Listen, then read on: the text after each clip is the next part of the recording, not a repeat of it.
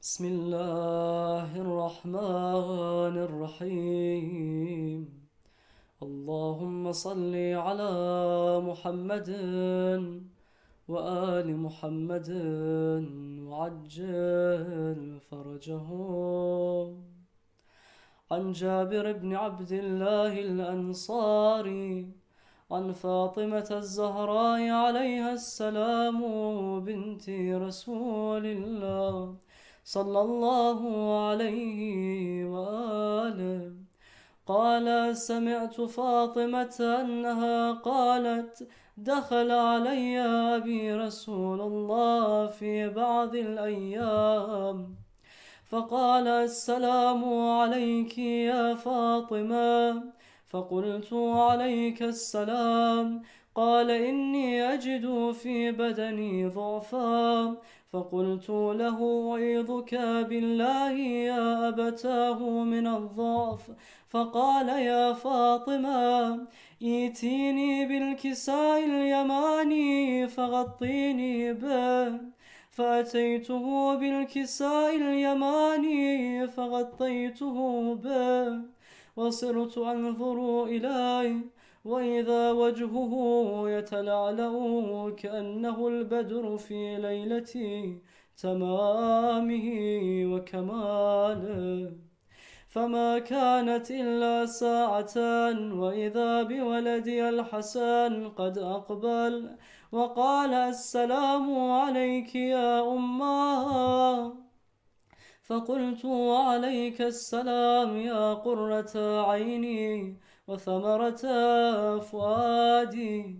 فقال: يا أماه، إني أشم عندك رائحة طيبة كأنها رائحة جدي رسول الله. فقلت: نعم، إن جدك تحت الكساء. فأقبل الحسن نحو الكساء وقال: السلام عليك يا جدا يا رسول الله، أتأذن لي أن أدخل معك تحت الكساء؟ فقال: وعليك السلام يا ولدي ويا صاحب حوضي، قد أذنت لك. فدخل معه تحت الكساء. فما كانت إلا ساعة وإذا بولدي الحسين قد أقبل وقال: السلام عليك يا أماه.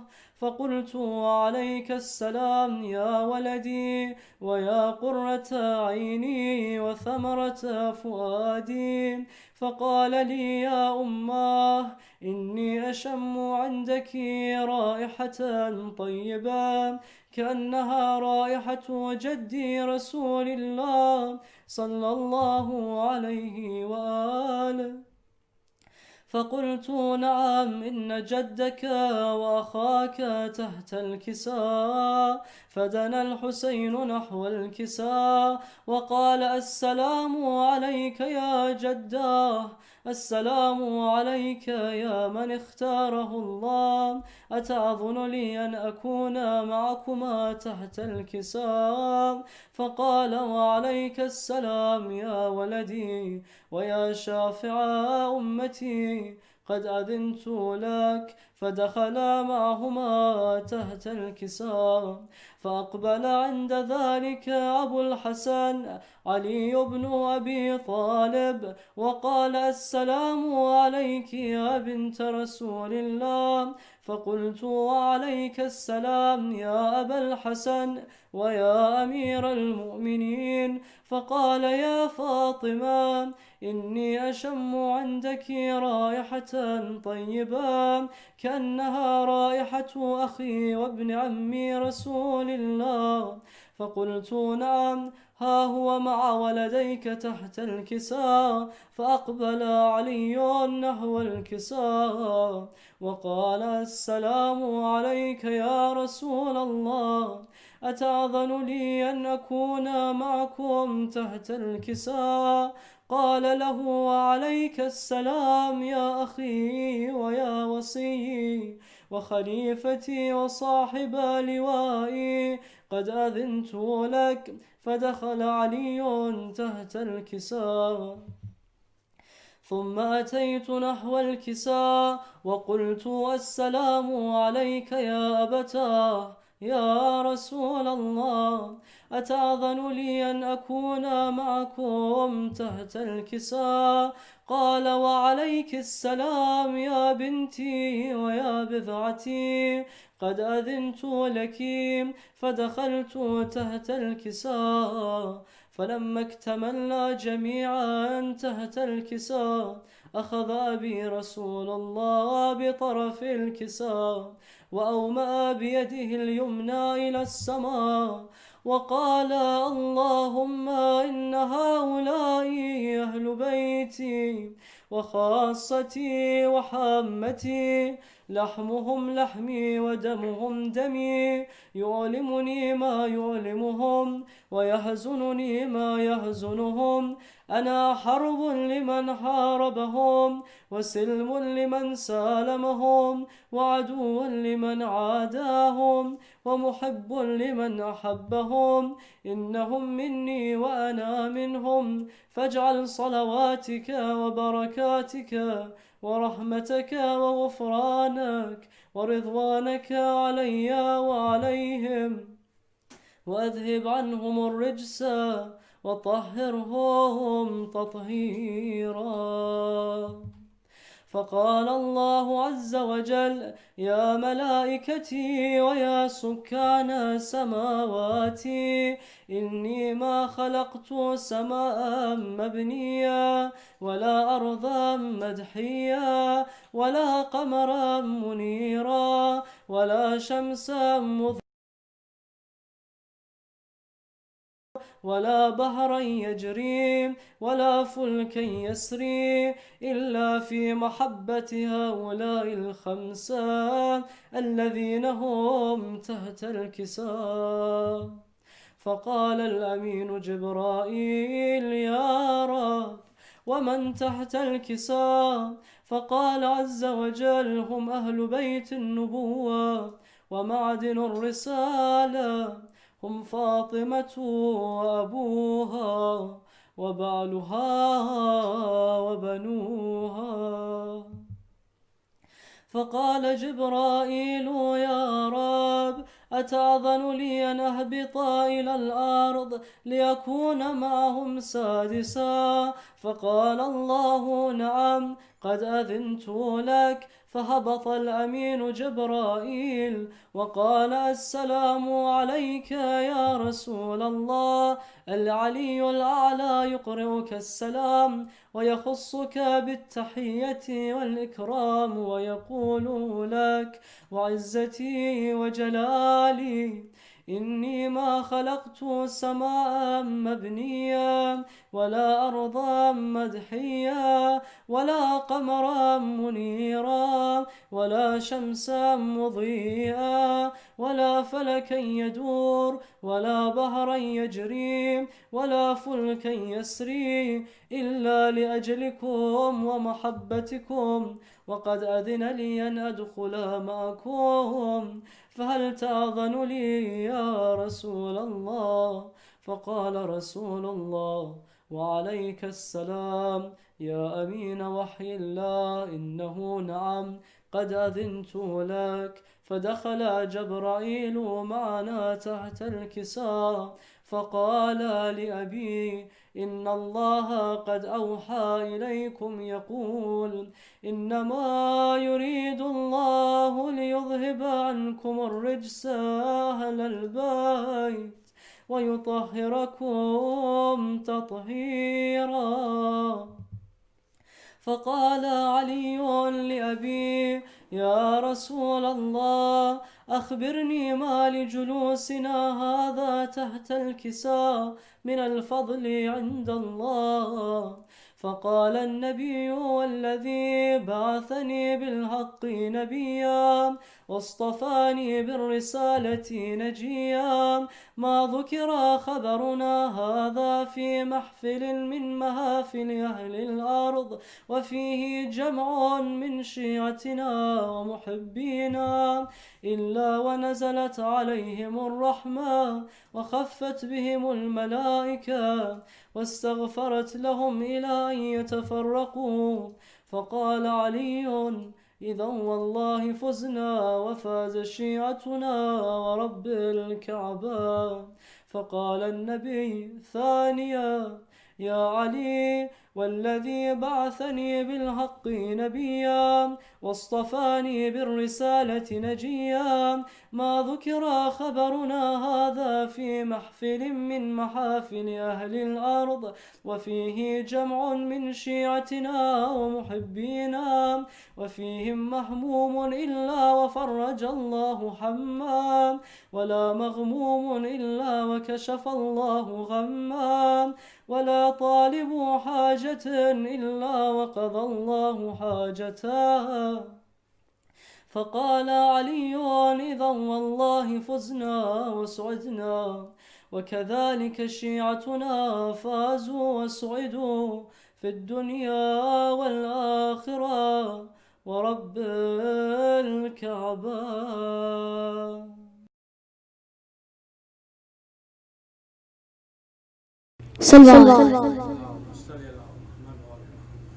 تیری زہرا پہ مصیبت کی گھڑی ہے، ہائے بابا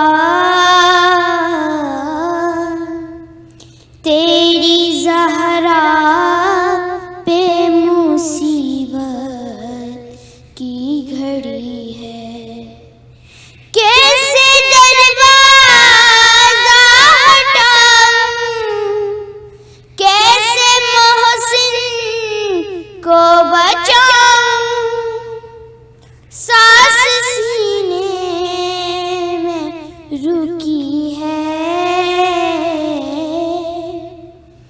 تیری زہرا پہ مصیبت کی گھڑی ہے،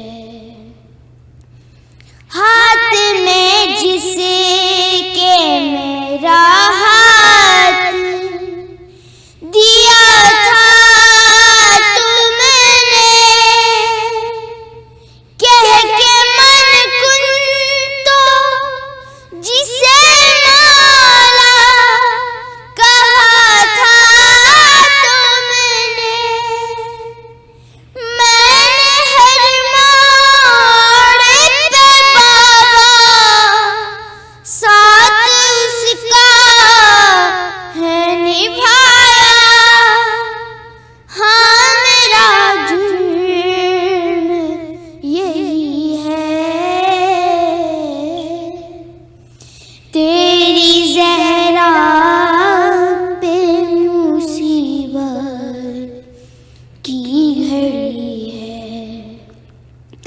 تیری امت نے بنا دی ہے یہ حالت بابا،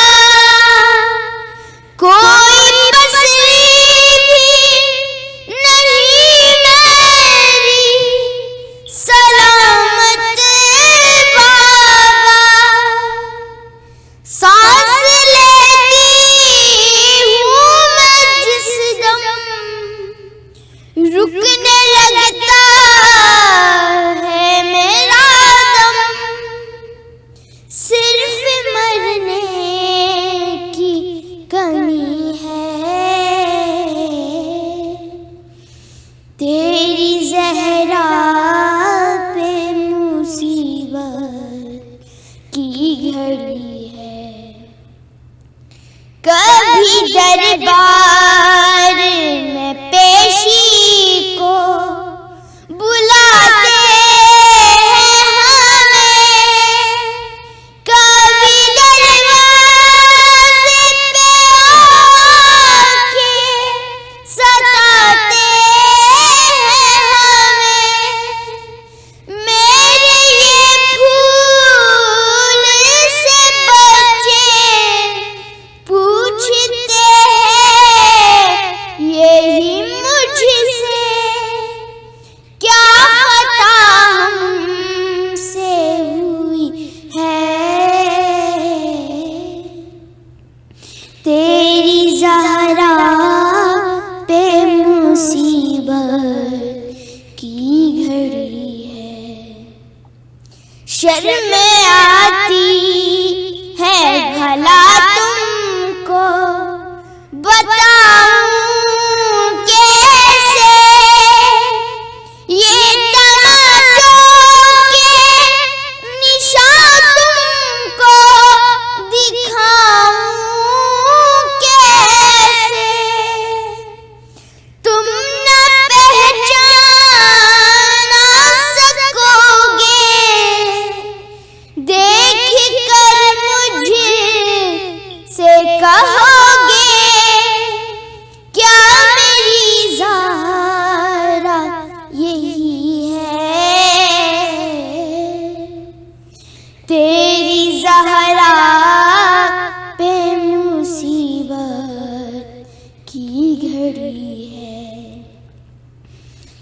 قبر زہرا سے تکلم یہ صدا آتی ہے کتنی صدیوں سے میری قبر پہ ویرانی ہے پھول قربان پہ چڑھانے ایک دیا لا کے جلانے کیا مدینے میں کوئی ہے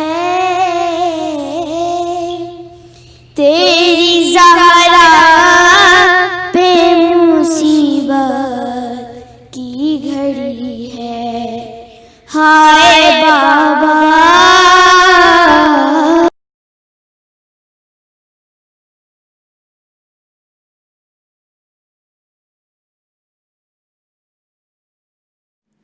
Assalamu alaikum. Darul Quran is the Sunday school of Al Mahdi Center in which students are taught Arabic, Tajweed, and Diniyat. We understand that there are a number of youths who are unable to attend all three subject matters due to various factors. Due to the pandemic, currently the classes are conducted online and we do not have the physical space restrictions. Taking the advantage of this, we are inviting the youths who are unable to register to the full sessions this year to attend the Diniyat lectures only. These 40-minute lectures are conducted by Maulana Asad Jafri using live Zoom sessions every Sunday morning and will continue up to mid-June inshallah. Please see the poster for details and how to register.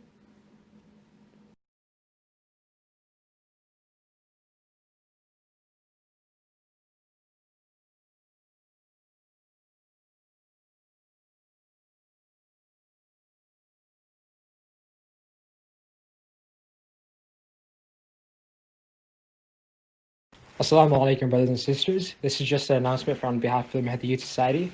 We'd like everyone to know that tomorrow night will be our last Majlis, last English Majlis, which will be taking place at 7 p.m.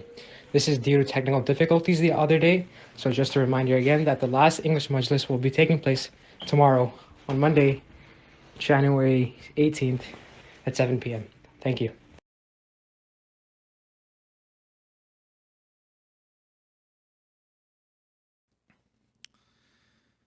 أعوذ بالله من الشيطان الرجيم بسم الله الرحمن الرحيم الحمد لله رب العالمين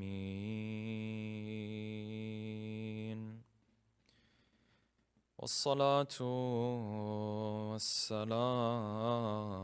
والسلام على سيدنا ونبينا وحبيب قلوبنا وشفيع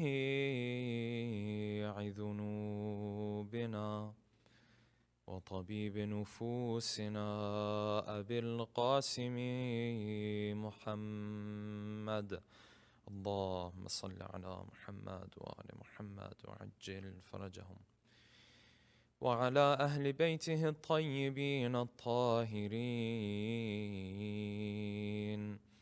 واللعنة الدائم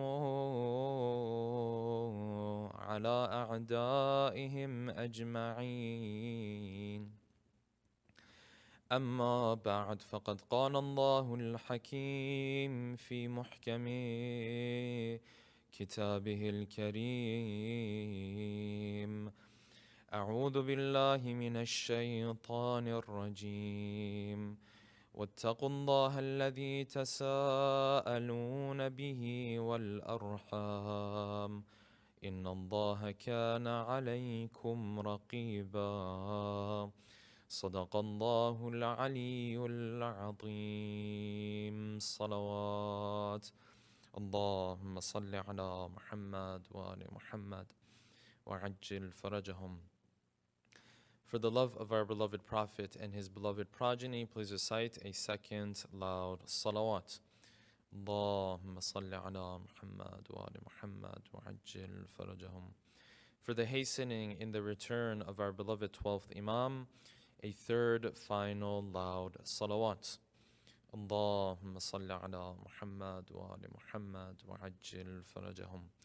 Inshallah, tonight we will continue with the discussion that we began the previous night. Of course, initially we were planning on covering the topic of intercession and shafa'ah first, but with the dates that were announced for the month of Jamadi Thani, we prefer to leave that topic for the final night and cover the topic of the relatives in these 2 nights. Last night we began with this topic and we introduced the concept of the importance of the concept of ar-rahim. We talked about what the Quran says when it comes to rahim and maintaining family ties, how Allah subhanahu wa ta'ala, He mentions the family ties that one has to keep alongside the relationship that an individual is to keep with himself.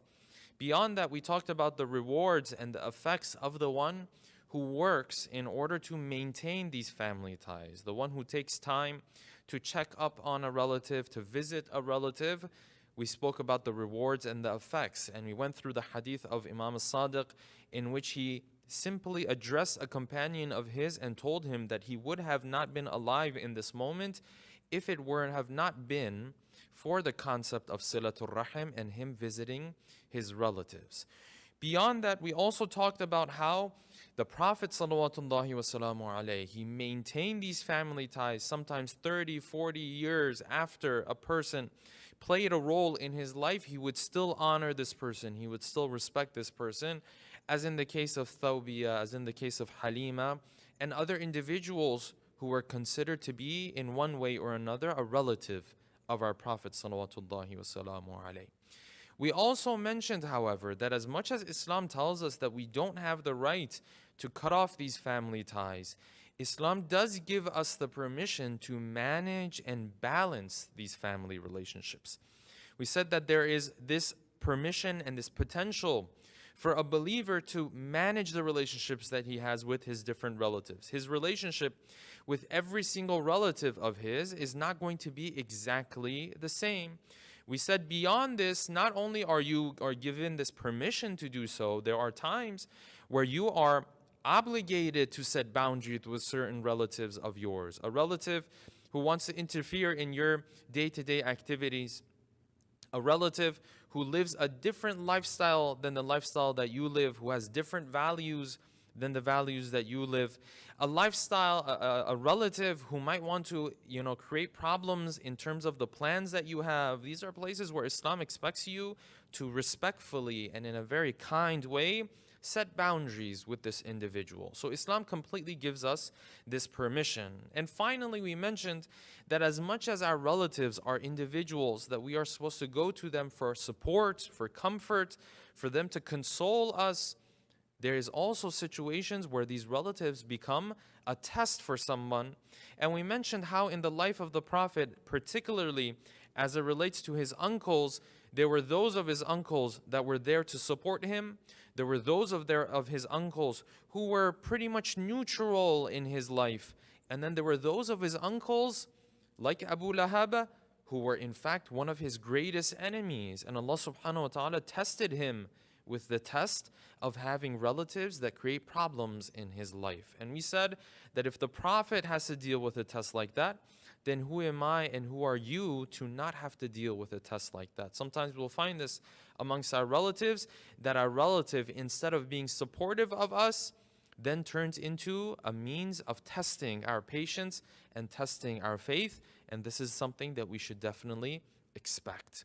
Tonight, inshallah, we'll continue with this topic, and I want to go through tonight's topic by posing a number of questions. Number one, did the Prophet sallallahu wasallam alayhi spend the same amount of time with all of his relatives, or were there certain relatives that the Prophet used to spend more time with? He used to give more importance to certain relationships over other relationships, while maintaining his family ties with all of his relatives. Which one of these was it? Number two, how did the Prophet treat those of his relatives who had bothered him, who had persecuted him and his followers, who had been a means of annoyance for him and his followers for over 20 years? How did the Prophet treat them when he finally had the opportunity to come back and conquer the city of Mecca? Number three, should I support my relatives at any given cost, no matter what position they take? Or does Islam set limitations on how much I am supposed to support my relatives? If my relative is in the wrong, if my relative is doing something wrong, can I then support them? Or does Islam ask me to go by a different criteria? Number four, when the Quran speaks of the person who will be given his book of deeds, either behind his back, as some verses of the Quran say, or through his left hand, as other verses of the Quran say, what does the Quran say about the reason why this person ended up in this position to begin with? And how does this relate to the role that his relatives played in him ending up in this position at the end of the day? And number five, and the final question that we'll address tonight, is if I'm in a position where I find all of my relatives, they have turned away from me. All of those that I look to them for support, they have turned away from me. Who should I turn to for support? In other words, who are my true rahim? My true rahim. How do the Ahlul Bayt introduce the true rahim to me, my true relatives to me, that I can go to them and gain that support from them? Tonight, inshallah, we'll take some time to provide answers to these five questions with a loud salawat ala Muhammadin wa ali Muhammad. Allahumma salli ala Muhammad wa ali Muhammad wa ajil farajahum. Let us begin from here. When we look in the seerah of the Prophet salawatullahi wasalamu alayhi, you never find it to be the case that he did not prioritize certain relationships over other relationships of his. It was never the case with the Prophet that he would spend the same amount of time interacting with all of his relatives. No, there were certain relatives of the Prophet that the Prophet used to spend more time with. There were other relatives of the Prophet that the Prophet, though he maintained the relationship with them, he may have not spent as much time with them. And a very good example of this is nobody but Ali ibn Abi Talib salawatullahi wa salamu alayhi. When we look in the khutbahs of Ali ibn Abi Talib after the Prophet passed away, this is a point that comes up over and over again. Ali ibn Abi Talib shares this and he speaks about this openly, that amongst those of the individuals who were around the Prophet used to spend the most time with me. The Prophet would prioritize certain relationships. It wasn't that if he had 100 relatives, for example, all 100 of them would demand the same amount of time from him. No, some relationships are very key. They're very critical for the Prophet. Some relationships, though he maintained them, but it wasn't the case that he would spend the same amount of time as the other relationships. And this is a lesson for us as well. We talked about this yesterday.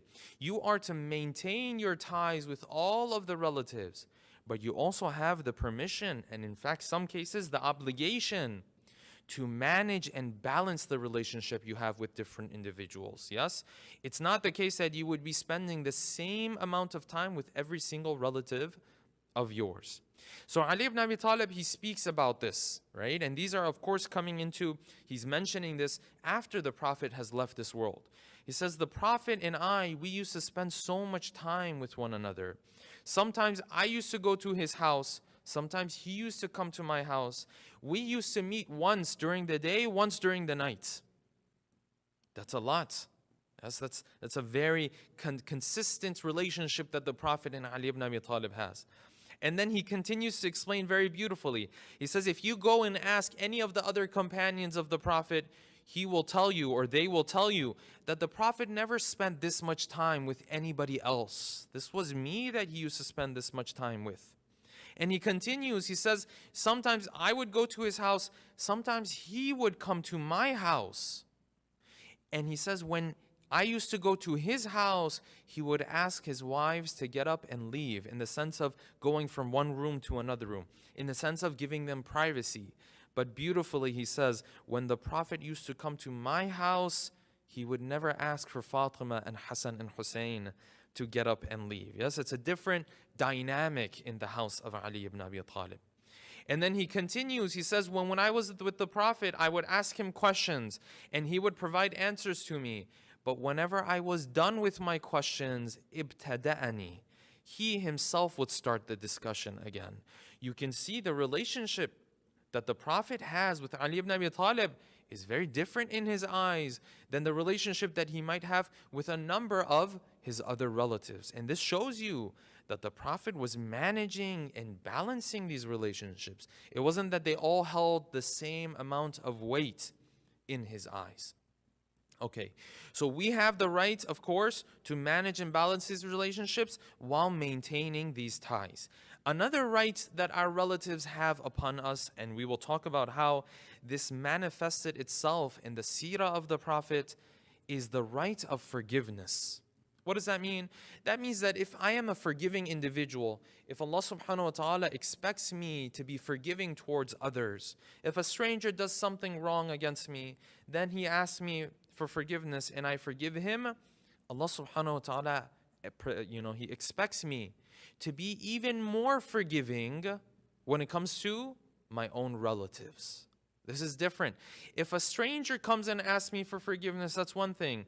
When a relative comes and asks me for forgiveness and he's sincere in this apology of his, Allah subhanahu wa ta'ala is looking at me to be forgiving. And of course, forgiveness is a separate topic. We don't have time to go into it right now. But forgiving someone doesn't mean that you enable them to hurt you again. That's not what it means. It means you forgive them for the past. Now, if you have to keep some distance with this person moving forward, then that's completely fine, and that is completely compatible with forgiving them at the same time. Forgiving somebody in Islam and giving them the ability to hurt you again are two separate things. They are two different things. They are not the same. This is in the culture that we live in, that these two are equated with one another. In Islam, these two are not the same. Just because you forgive somebody doesn't mean you give them the ability and enable them again. You don't put yourself again in a vulnerable position for them to hurt you again. No, maybe this time you forgive them, but you keep some distance from them. Maybe you keep some distance until you build trust with them again. Yes, these two are different issues. But in terms of the forgiveness, this is something that Allah subhanahu wa ta'ala is expecting from me, more so when it comes to my relatives than the strangers. If a friend of mine comes and apologizes, that's one thing. If a relative comes and apologizes, that's a different thing. And we see this in the seerah of the Prophet. The Prophet, after roughly, you can say, maybe 20 years, 20 plus years, that the people of Quraysh, who are essentially the people of Mecca, you can call them, yes? Because Quraysh, Mecca was their hub. Yes, they weren't in Medina, they were in Mecca. This people of Quraysh, who bothered the Prophet, tortured some of his companions, killed some of his companions. They were the main enemies of the Prophet. They started so many wars and battles against the Prophet for 20 plus years. But you look at what happened when the Prophet returned to Mecca. Imagine the Prophet now has a strong enough of an army that he's gone through all of the battles that has been thrown his way, the battle of Ahzab and the battle of, Badr and Uhud and all of these that took place in Medina. Now the Prophet is now returning back to Mecca. And the power of this army is so great, the troops are so many, that when Abu Sufyan came and saw them, he gave up completely. He didn't even feel like he could fight again. He surrendered, yes? And the historians say that when the Prophet's army started to march towards Mecca on that day, you find, which they say was in the month of Ramadan, when he was coming closer and closer towards Mecca, the people of Mecca, none of them were planning to fight on that day because of the army they saw of the Prophet. And the narration says that as this army was marching and Abu Sufyan was standing there, it was marching in front of Abu Sufyan towards the city. They say that one of the companions of the Prophet passed in front of Abu Sufyan. He turned to Abu Sufyan. He said, Abu Sufyan, Al-yawm yawmul malhama. Today is the day where we get revenge. Today is the day where we go to war. And Abu Sufyan heard this. And as this army continued to march, then the Prophet came to pass by. Then Abu Sufyan turned to the Prophet. He said, Ya Muhammad, your companion says, Al-yawm yawmul malhama. Today's the day where you get things done. Yes, you're going to be removing heads from bodies, it seems as though. And the Prophet said, no, he's wrong. Al-yawm yawmul marhama. Today is the day of mercy. Today is the day that I show the mercy of Allah subhanahu wa ta'ala. And this army came into the city of Mecca. And we know that the Prophet, he had appointed a number of different avenues for those who want to stay protected, that they could go into these different places and stay protected. Then he came towards the Kaaba and he had all of these people from Quraysh who were his enemies. He had all of them gathered in front of him. And he turned to them, he said, what do you think I should do with you? What do you anticipate that I will do with you on a day like this? For 20 plus years, you have been bothering us. What do you anticipate that I will do with you on a day like this? They all said, Ya Rasulullah, Ya Muhammad, you are a relative of ours. We have never seen anything bad from you. We only expect mercy from you. We only expect kindness from you. And the Prophet, subhanallah, he turned to them. He said, I will tell you what Yusuf told his brothers. لا تثريب عليكم اليوم يغفر الله لكم. Allah subhanahu wa ta'ala forgives you. And these 20 years that these relatives, because we said Quraysh, they were not strangers. They were relatives of the Prophet. They saw Muhammad growing up in front of them. This bothering for 20 years that they had done, then the Prophet, you see, he forgives us 20 years, maybe in 20 seconds. This is the mercy of the Prophet. But then you also see, this is how one is expected to deal with his relatives. If I am a forgiving individual when it comes to strangers, those who I'm not related to, I am to be even more forgiving, like the Prophet, when it comes to my own relatives. Recite a salawat, please. Allahumma salli ala Muhammadin wa ala Muhammad wa ajjil farajahum. Moving on. Up until here, we were talking about how these ties are so important, the rights that relatives have upon somebody. But then, now we're going to shift to the other extreme. The other extreme is where a person, he gives too much importance to the relatives. And this is also a problem in our communities, and I'll explain why. This is the other side of the spectrum, where this person now goes to the other extreme. What's the other extreme? That this person is willing to support his relatives at any cost. Regardless of what position his relatives take, he is willing to support them. This also is not what Islam wants from us, yes? Islam wants moderation from us. There is the extreme where this person cuts off ties with his relatives. Then there's the other extreme where he will support his relative no matter what. And the Quran from the very beginning and the Prophet from the very beginning, this was one of the major issues that they were dealing with. Yes? Sometimes you'll see this in our communities. Because this person is my cousin, I have to support him no matter what. But he's wrong. You know what he's saying is wrong. No, but still, he's my cousin. I have to support. It's my uncle. I have to support him no matter what. But he's violating the rights of this person and that person, ruining the reputation of this person and that person. Doesn't matter for me. What matters is that this person, I'm related to them. My blood is the same blood. Flesh is the same flesh. I have to support them no matter what. Islam has not taught us anything like that. From the very beginning, this was a problem for the Muslims. And the Prophet, from the very beginning, he was trying to get these Muslims to forget some of these old habits. Because what you find in the culture of the Arab of that time was that relatives and being connected through blood was one of the strongest factors. It was one of the most influential factors in society. If you were related through blood to someone, that was it. That person had to be there to support you in any shape or form that they could. And this is why Islam introduced the idea of hamiyyah, of asabiyyah, the idea that you're constantly only supporting your relatives because they are your relatives. Yes? Preferring your own people, liking your own people, liking your own language, your own culture. There's no problem in any of that. That's why the Prophet, when he was asked, yes, forgive me, Imam al-Sajjad, he was asked, what is asabiyyah? What is this tribalism that people have? He said, you know what asabiyyah is? Asabiyyah, tribalism, is when you look at one person and you say he's better than the people from other tribes simply because he's from your tribe, whereas in reality he's worse than them. Meaning that you're not going based off of merit anymore. Yes? You're going based off of tribe.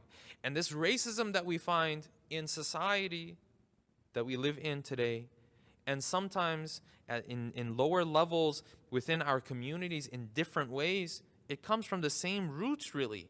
That I look at someone who comes from the same race, the same ethnicity, and I say, well, this person, I have to support this person no matter what. If a person doesn't come from this same background, then I'm not going to be able to get along with them. They come from very similar roots. This was a problem for the Arab at the very beginning. From the very beginning, you find the Prophet continuously, he was trying to solve this. And this is, in fact, one of the first issues that the Prophet had to deal with in the city of Medina.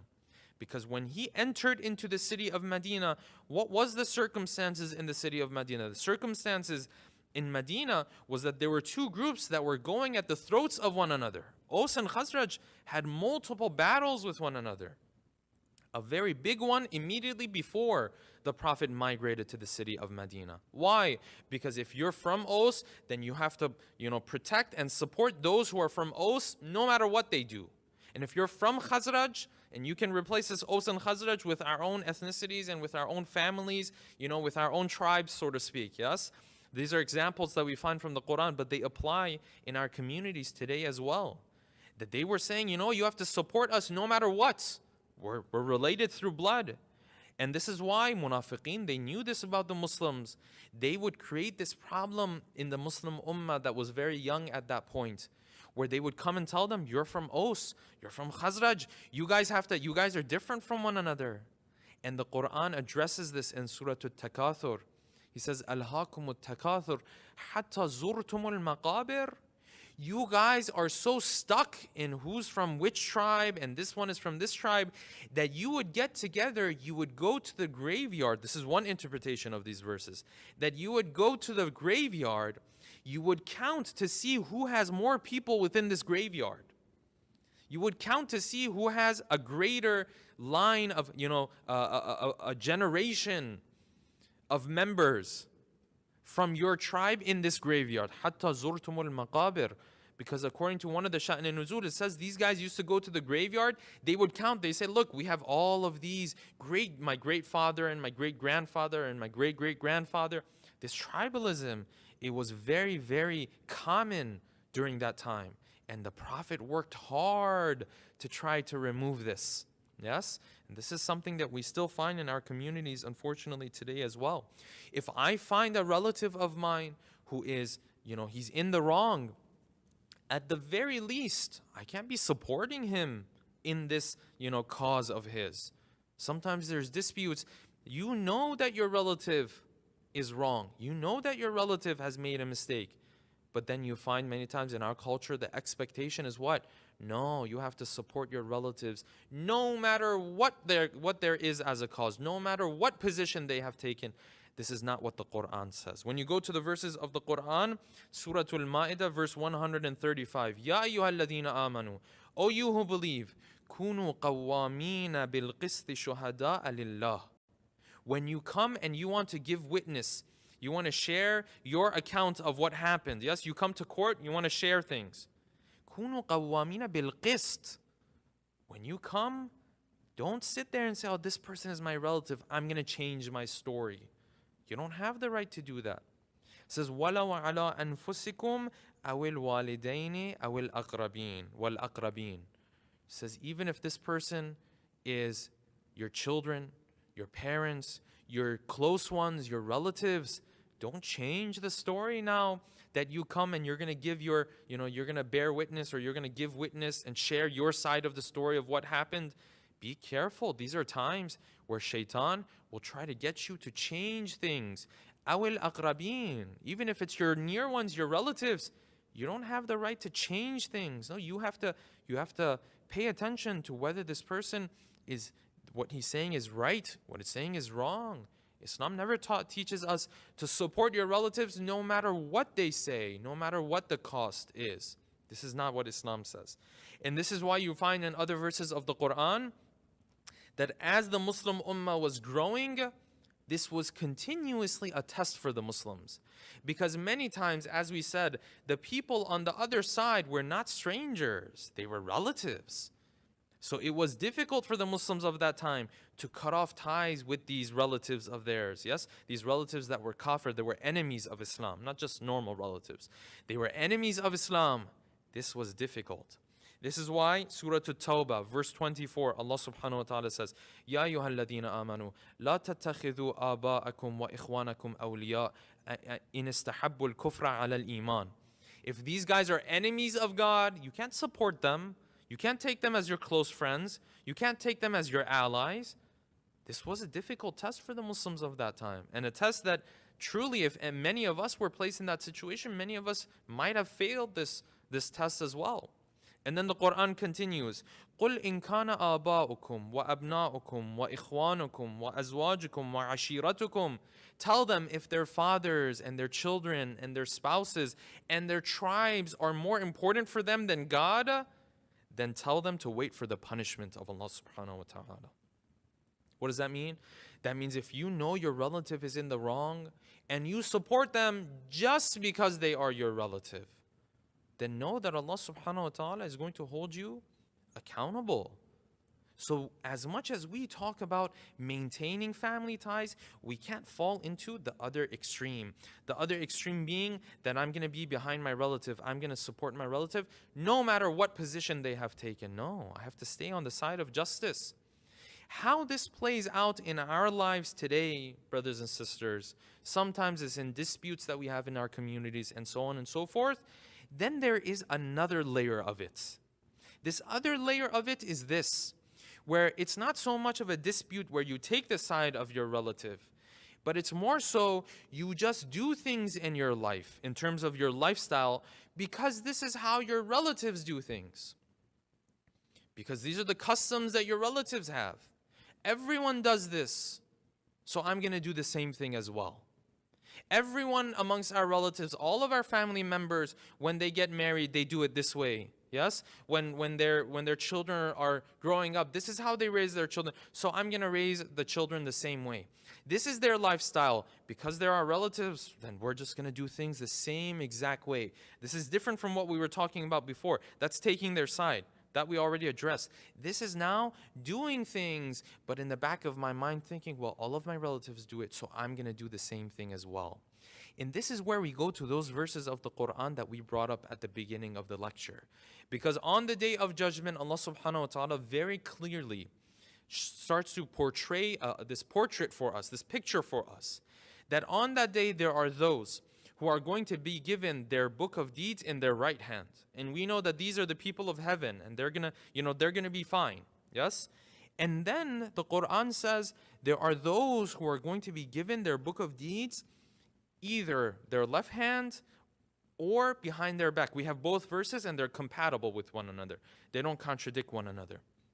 But when you look at the verses of the Quran and you see what Allah subhanahu wa ta'ala says about this person who is going to receive his book of deeds in his left hand, meaning that he's in trouble essentially. What made him end up in this position? How did he end up in this position? Did it have anything to do with his relatives? Absolutely. Take a look at what the verses of the Quran says. The Quran starts to explain, وَأَمَّا مَنْ أُوتِيَ كِتَابَهُ وَرَاءَ ظَهْرِهِ. As it relates to the one who is going to be given his book of deeds behind his back. This is Surah Al-Inshiqaq. فَسَوْفَ يَدْعُ ثُبُورًا. He wishes that he was dead. Yes, when he sees how much trouble he's in, he says, I wish I wasn't even alive. In other verses of the Quran, it says, يَا لَيْتَهَا كَانَتِ الْقَاضِيَةِ. I wish I would have died with my first death, meaning that I wouldn't have even been resurrected for a day like this. Okay, فَسَوْفَ يَدْعُ ثُبُورًا وَيَصْلَ سَعِيرًا. And he will enter into the hellfire. But why? How did he end up here? Pay attention to what the verses of the Quran say. إِنَّهُ كَانَ فِي أَهْلِهِ مَسْرُورًا. When he was amongst his family and his relatives, كَانَ مَسْرُورًا. They were all happy with one another. Why? Because no one of them would sit there and say, you guys do things this way, it's wrong. I'm not going to do it that way. No, whatever the relatives do, we're going to do the same thing. Everyone does this in our family, so it's haram, but we're still going to do it as well. This logic, it can get us into trouble. This logic is a problem. In other verses of the Quran, Surah Al-Qiyamah, you also find the same thing. He says, وَالْتَفَّتِ السَّاقُ بِالسَّاقِ.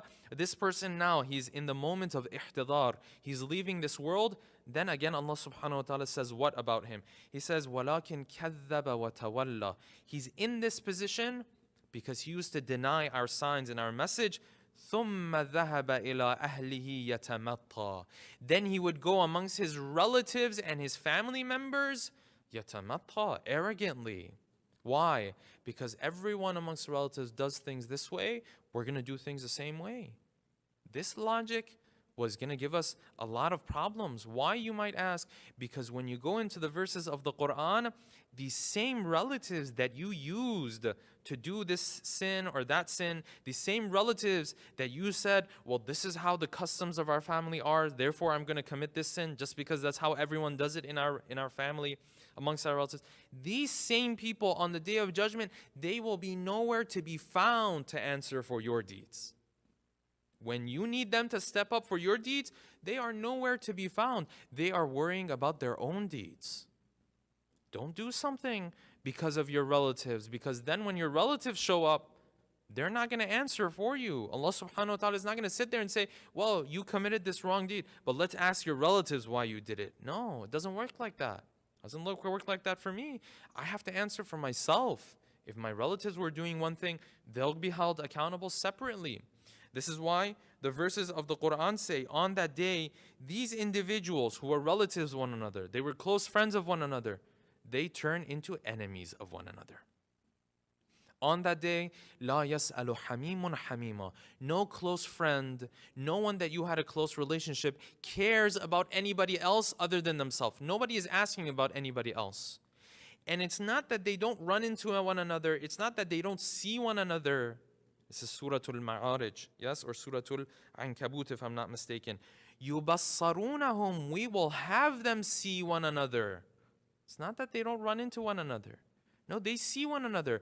But guess what? يَوَدُّ الْمُجْرِمُ لَوْ يَفْتَدِي مِنْ عَذَابِ يَوْمِئِذٍ بِبَنِيهِ. This person is willing to give up his own children to get rid of the punishment. وَصَاحِبَتِهِ وَأَخِيهِ. And he's willing to give up his own spouse and his own brother. وَفَصِيلَتِهِ الَّتِي تُؤْوِيهِ. And his relatives and his tribes who used to support him, who used to bring him towards them. Yes, they used to be there. Whenever he did something wrong, they would support him. The Quran says this same group of relatives, now they are willing to give up one another just to get rid of this punishment. That's how it's going to be on that day. Everyone is going to be running around worrying about themselves. So you and I need to worry about ourselves as well. Because my relative does it this way, because this is how our family does it. No, that's not, the reality is that I have to watch out for myself. There are certain customs, brothers and sisters, that we have in our cultures that are halal. There's no problem with regards to them, yes? There are certain cultures or customs that we have in our cultures that are problematic. They are haram. I need to be careful. And sometimes I get this question very often. Younger individuals, youth reach out. They say, well, my family's asking me to do this, but it's haram. My family's asking me to do that, it's haram. And what I tell them all the time is, when it comes to those customs that are halal, do your best to act upon them. Customs are important. Culture is important. Relatives are important. We've been talking about this last night and half of tonight as well. They're all important.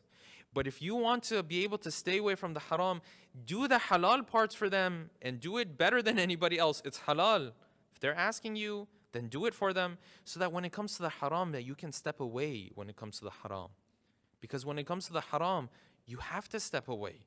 You have to say no to that. You have to be able to set boundaries there. If they're asking for something halal, go ahead. Do it. Do it very well. What's wrong with bringing happiness to your relatives? What's wrong with bringing happiness to your mother, your father's heart? These are all very valuable. If they have a custom, the custom may not make a lot of sense to you as a younger individual growing up in this part of the world.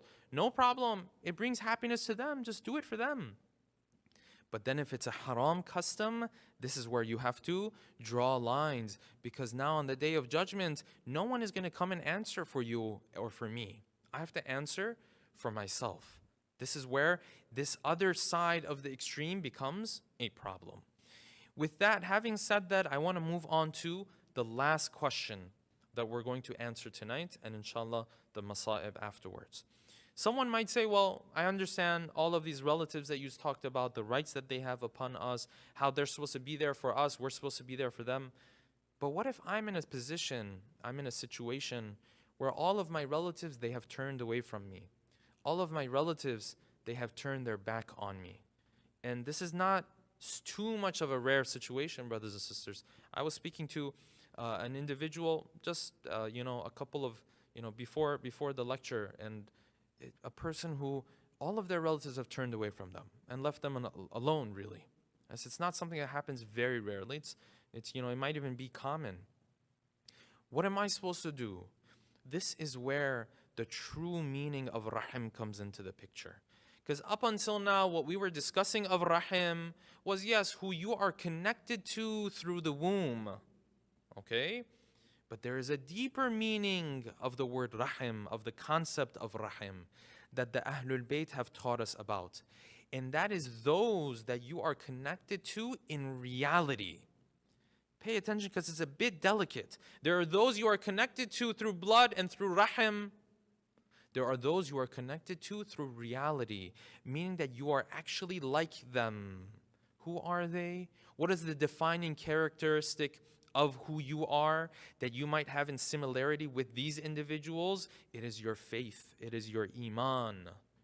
And therefore, Ahlul Bayt have taught us that your true rahim, though at a basic level, the rahim is those you are connected to through blood, then at a deeper level, your true rahim are the other believers, and at the very top of them, the Ahlul Bayt themselves. This is why the hadith says, رُبَّ أَخٍ لَمْ تَلِدْهُ أُمُّكِ. How many brothers you have that your mother never gave birth to. What does that mean? That means they're not even related to you, but they're closer than a brother at times. Yes? This is what we find in the meaning of rahim. The companion of Imam Sadiq came to him. He recited the verses of the Quran in which Allah subhanahu wa ta'ala says that the believers are those who make sure to maintain the ties that they are to maintain. He asked, Ya Aba Abdullah, the kunya of Imam Sadiq, said, Ya Aba Abdullah, what's the meaning of this? And Imam Sadiq told him, he said, the meaning of this, when the Quran says maintaining the ties you're supposed to maintain, this is Rahimu Al Muhammad. This is the Rahim, the connection, the relationship you have with the family of the Prophet. And then Imam Sadiq continued. He said, وَقَدْ تَكُونُ فِي قَرَابَتِكَ. And it also holds true and applies to those you are connected through blood. But the deeper meaning is the family of the Prophet, the best of the believers, who is none but the Ahlul Bayt. Those are who your true rahim are. And then Imam Sadiq continues in the hadith beautifully. He says, don't be one of those who says the verse of the Quran only has one meaning. It can have layers of meaning. Yes, at the basic level, what it means is those you're connected through blood. At a deeper level, your true rahim is who? Is the family of the Ahlul Bayt and the believers. If my relatives turn away from me, I have to remember that this body of believers, the Ahlul Bayt, they are my true rahim. This is why the Prophet and Ali ibn Abi Talib says, أَنَا وَعَلِيٌّ أَبَوَا هَذِهِ الْأُمَّةِ. We are the fathers of this ummah. This is not metaphorical. This is in reality. because everyone who enters into this ummah has a real connection with the Prophet and Ali ibn Abi Talib. This is why beautifully a companion of Imam al-Sadiq came to him in those, he asked him a question. He said, Ya Aba Abdullah, I hear you many times speaking about Salman al-Farisi, the Persian Salman. I hear you talking about him very often, praising him very often. Why is it that you praise him so often? And the first thing Imam al-Sadiq told him, he said, don't say Salman al-Farisi. Say Salman al-Muhammadi. Salmanu minna ahlat. Salman is from us. His true connection, his true relatives, us, Ahlul Bayt. Yes, he had his rahim. His rahim was not even in Arabia. His rahim was not even where he was. He was alone. He was lonely. He had no one to turn to. Read the story of Salman. Salman had nobody to turn to. He was the most loneliest of individuals that you will ever come across. He left behind his family and his relatives. But Imam al-Sadiq is saying, no, Salman minna. As the Prophet has said, Salman minna ahlal bayt. He is one of us. That's his true rahim comes back to us. La taqul Salman al-Farisi. Instead say Salman al-Muhammadi. If my relatives turn away from me, if I have no one to turn to for help and for support, then I have to remember that my true rahim is none but the Ahlul Bayt. Let us take our hearts, brothers and sisters, to the city of Medina, where our mother, our true rahim, on days and nights like this is going through pain. She is going through difficulty. The atmosphere in the house of Ali ibn Abi Talib has changed so much since the time that the Prophet was alive until the Prophet has left this world now. These are difficult moments for the family of Fatima, for the family of Ali ibn Abi Talib. We know that Lady Fatima Zahra, she had made this wasiyah that she be buried at nighttime, that she be buried alone. And the narration says that Ali ibn Abi Talib, he himself says that in these final moments when I came and I did the ghusl and the kafan of Fatima, then I buried the body. He says, I then turned towards the grave of the Prophet. Why is he turning towards the grave of the Prophet? Because Ali has so much pain in his heart. He has so many things that he wants to share with somebody. And the only person he can share with right now is the Prophet. He says he turned towards the grave of the Prophet and he started to say phrases that bring tears to our eyes 1400 years later. He says, Assalamu alayk, my salam goes to you, Ya Rasulullah, anni, from myself, wa an ibnatika nazilati fi jawarik. And this daughter of yours that is now returning to you, that is coming back to you. And he continues to explain to the Prophet, Ya Rasulullah, I won't be able to tell you what they did to Fatima. I won't be able to tell you how things changed after you left this world, how this ummah turned their back on Fatima. But you can go ahead and ask her yourself. فَأَحْفِهَا السُّؤَالِ وَاسْتَخْبِرْهَا الْحَالِ. Go and ask Fatima what they did to her. I'm embarrassed to tell you what they did to Fatima in these days after you had left us. You had told us, Ya Rasulullah, that this life of ours would become difficult. You had cried for us before you left this world. But we never imagined it would be like this, Ya Rasulullah. Ask your daughter what they did to her. I'm embarrassed to share what they did to her. But let me tell you, Ya Rasulullah, from this point on, now that I have lost my support in Fatima, Ali says, these are the words of Ali. This is Fatih Khaybar. This is the strong man that this ummah knows. Look at the words of Ali that he's saying in these moments. He says, Amma huzni fasarmadun. My sadness will never end after I have lost Fatima. Wa amma layli famusahadun. My nights are sleepless now that I have lost Fatima. Fatima was the one that I would rely on. Fatima was the one who was my support. Fatima was the one that would give me comfort, that would console me. Now that I don't have Fatima anymore, who else am I going to turn to? The words of Ali continue until he reaches this line. He says, Ya Rasulullah, فَلَقَدْ اسْتُرْجِعَتِ الْوَدِيعَةِ. The amanah that you had given to me, I have now returned this amanah back to you. But this amanah, of course, it doesn't look the same as it did the day you gave me Fatima. The day you gave me Fatima, there was a smile on her face. The day you gave me Fatima, she was joyful to come to my house. But now that Fatima is returning back to you, her body is not the same. Her body is ill, it is wounded, it is thin, it is nahif. She has lost so much in these days. She has been sick for so long. This amana that you gave to me, Ya Rasulullah, I wasn't able to protect it the way you wanted me to protect it. فَلَقَدْ اسْتُرْجِعَتِ الْوَدِيعَ. I'm returning this amana to you, but God knows this amana doesn't look the same anymore. Look at these painful words of Ali ibn Abi Talib. Until he comes closer and closer to the end, he says, Assalamu alaykuma salama muwaddi'in. I'm saying my farewell to you Ya Rasulullah, and to you, Fatima. Imagine as Ali ibn Abi Talib, he now starts to enter into the house. Just imagine when he walks back into this house, he sees these orphans sitting, each of them in a different corner. What is Hassan doing? What is Hussein doing? What is Zainab and Kulthum doing?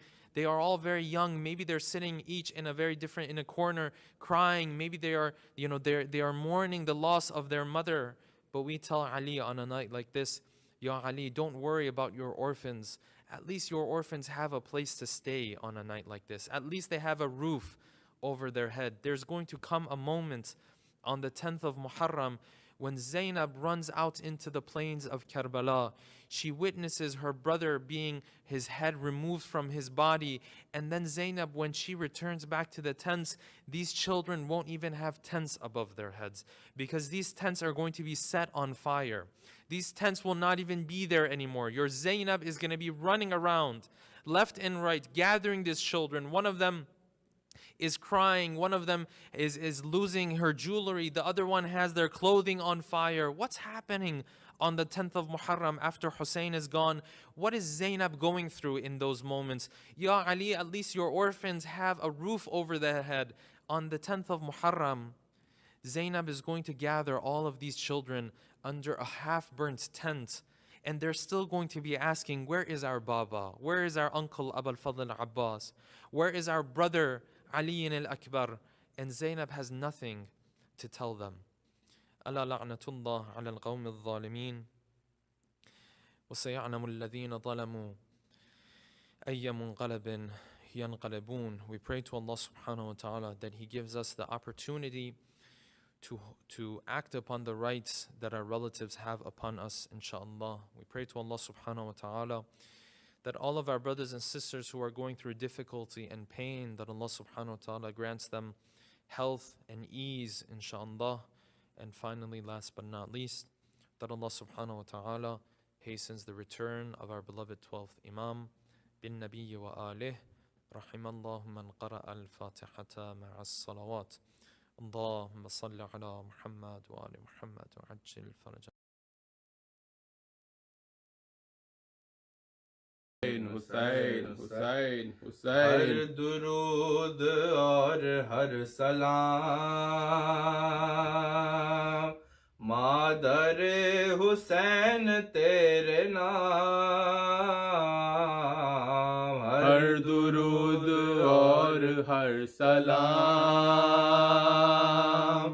मादर हुसैन तेरे नाम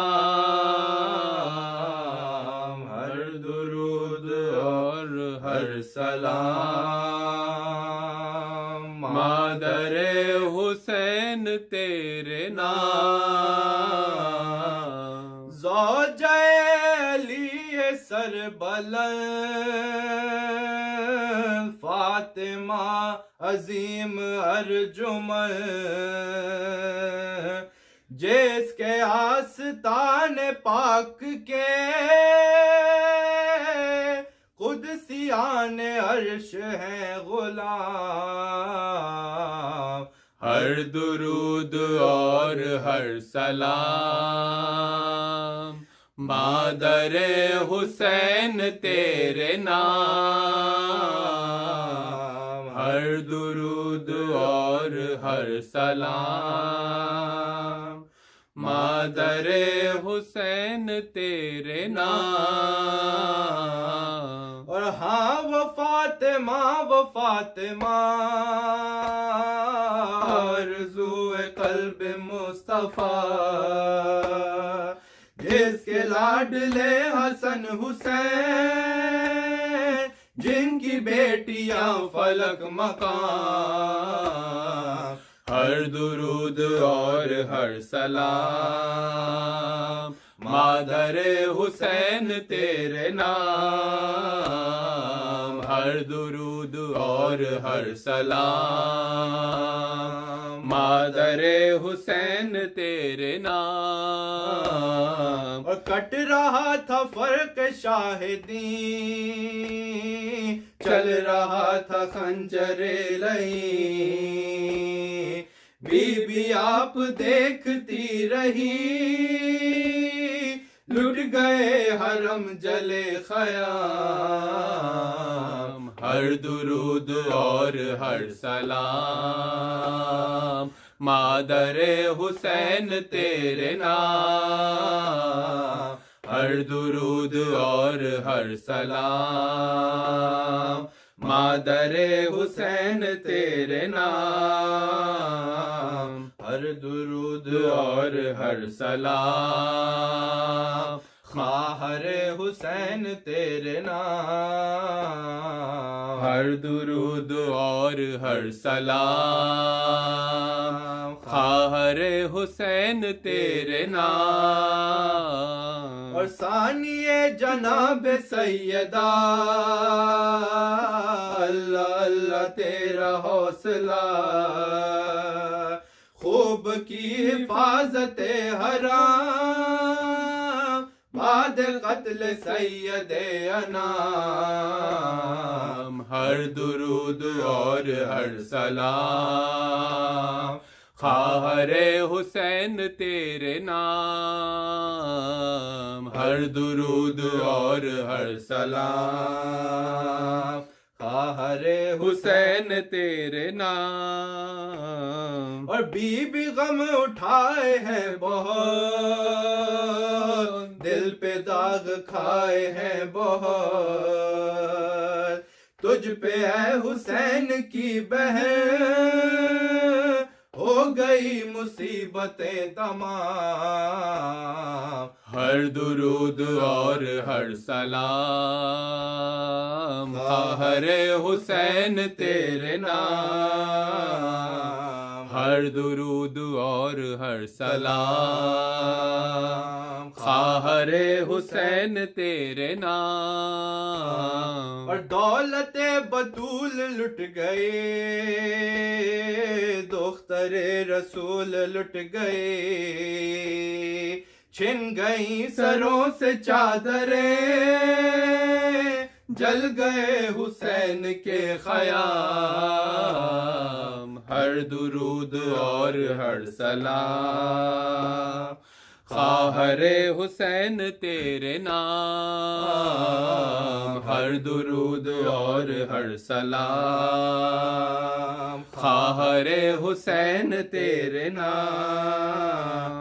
اور میتیں پڑی ہیں بے کفن،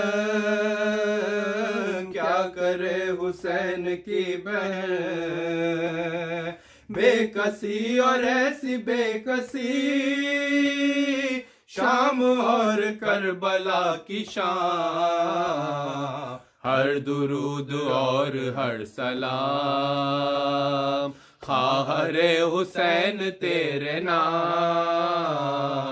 ہر درود اور ہر سلام خواہر حسین تیرے نام۔ اور انقلاب وقت دیکھیے،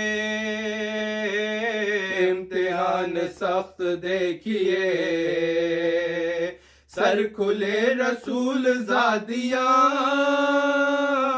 اور اہل شر کا اشتہام، ہر درود اور ہر سلام خواہر حسین تیرے نام، ہر درود اور ہر سلام خواہر حسین تیرے نام، ہر درود اور ہر سلام دختر حسین تیرے نام، ہر درود اور ہر سلام دختر حسین تیرے نام، اور شمر کبریا کا واسطہ تجھ کو مصطفیٰ کا واسطہ، بنت شاہ کے گوہر نہ چھین، مبتلا غم ہے تشنکام،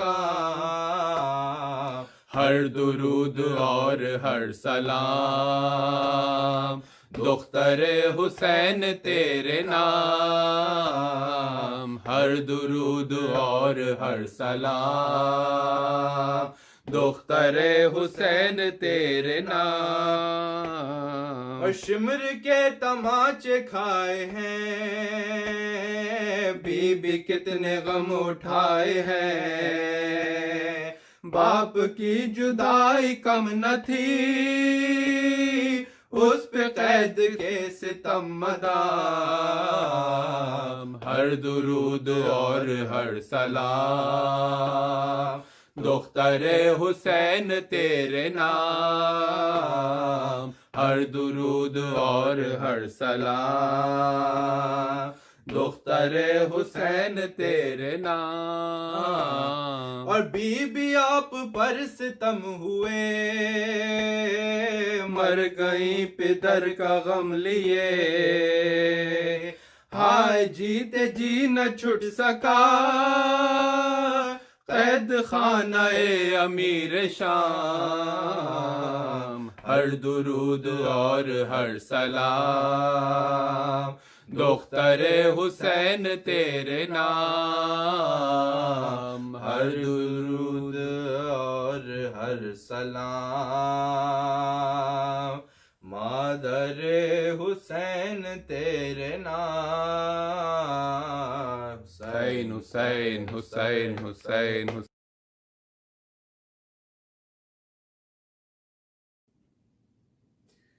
السلام علیک یا رسول اللہ، السلام علیک یا نبی اللہ، السلام علیکم ورحمۃ اللہ وبرکاتہ، السلام علیک یا ابا عبد اللہ وعلی الارواح التي حلت بفنائک، علیک منی جمیعا سلام اللہ ابدا ما بقیت وبقی اللیل والنہار، ولا جعله الله آخر العهد مني لزيارتكم.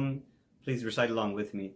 السلام على الحسين وعلى علي بن الحسين وعلى أولاد الحسين وعلى أصحاب الحسين، خصوصا سيدي ومولاي يا أبا الفضل العباس یا ابن امیر المؤمنین، السلام علیکم ورحمۃ اللہ وبرکاتہ، السلام علیک یا غریب الغرباء، السلام علیک یا معین الضعفاء والفقراء، سلطان ابا الحسن علی ابن موسیٰ ایہا الرضا، کن شفیعنا وشفیع والدینا فی یوم الجزاء ورحمۃ اللہ وبرکاتہ، السلام علیک یا صاحب العصر والزمان، السلام علیک یا شریک القرآن، السلام علیک یا امام الانس والجان، الامان الامان الامان من فتن الزمان، عجل اللہ تعالی فرجک وسهل الله تعالى مخرجك وظهورك وجعلنا من أعوانك وأنصارك، السلام عليكم جميعا ورحمة الله وبركاته.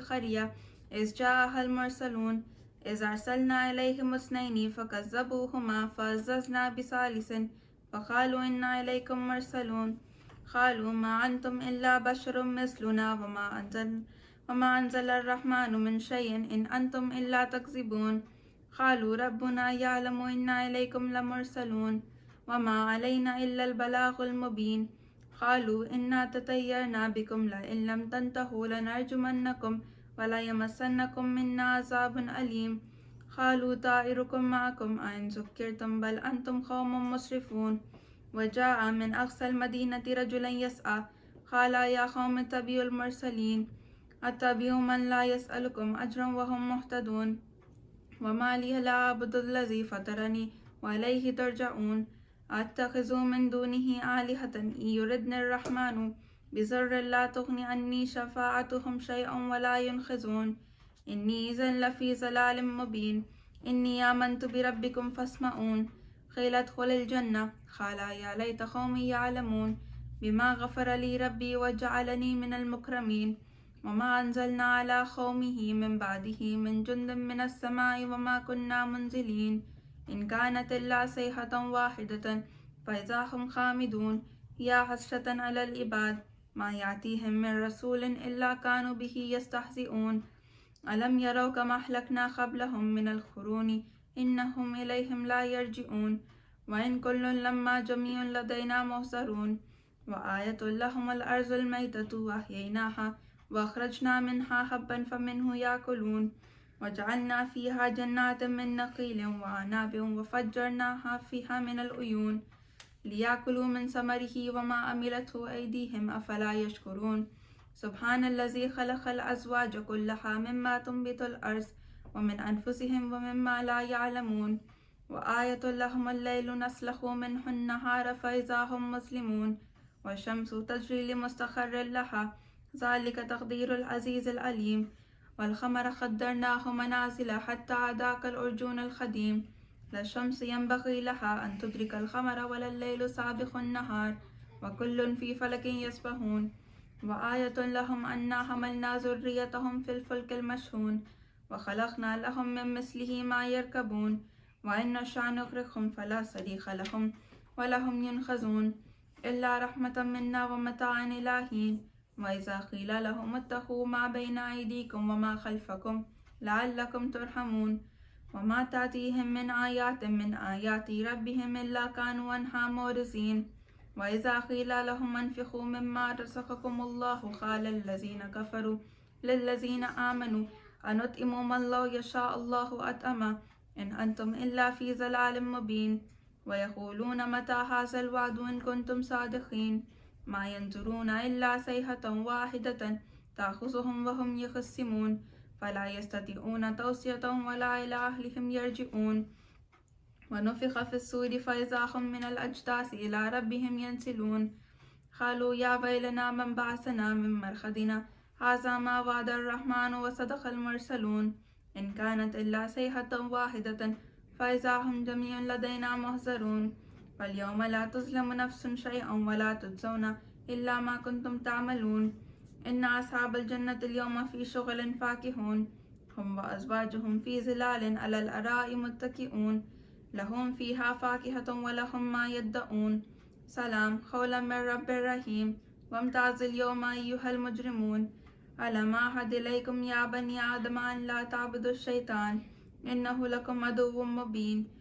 وأن اعبدوني هذا صراط مستقيم ولقد أضل منكم جبيلا كثيرا أفلم تكونوا تعقلون هذه جهنم التي كنتم توعدون اصلوها اليوم بما كنتم تكفرون اليوم نختم على أفواههم وتكلمنا أيديهم وتشهد أرجلهم بما كانوا يكسبون ولو نشاء لتمسنا على أعينهم فاستبقوا الصراط فأنى يبصرون ولو نشاء لمسخناهم على مكانتهم فما استطاعوا مزيا ولا يرجعون ومن نؤمره ننكسه في الخلق أفلا يعقلون وما علمناه الشعر وما ينبغي له إن هو إلا ذكر وقرآن مبين لينذر من كان حيا ويحق القول على الكافرين أولم يروا أنا خلقنا لهم مما عملت أيدينا أنعاما فهم لها مالكون وذللناها لهم فمنها ركوبهم ومنها يأكلون ولهم فيها منافع ومشارب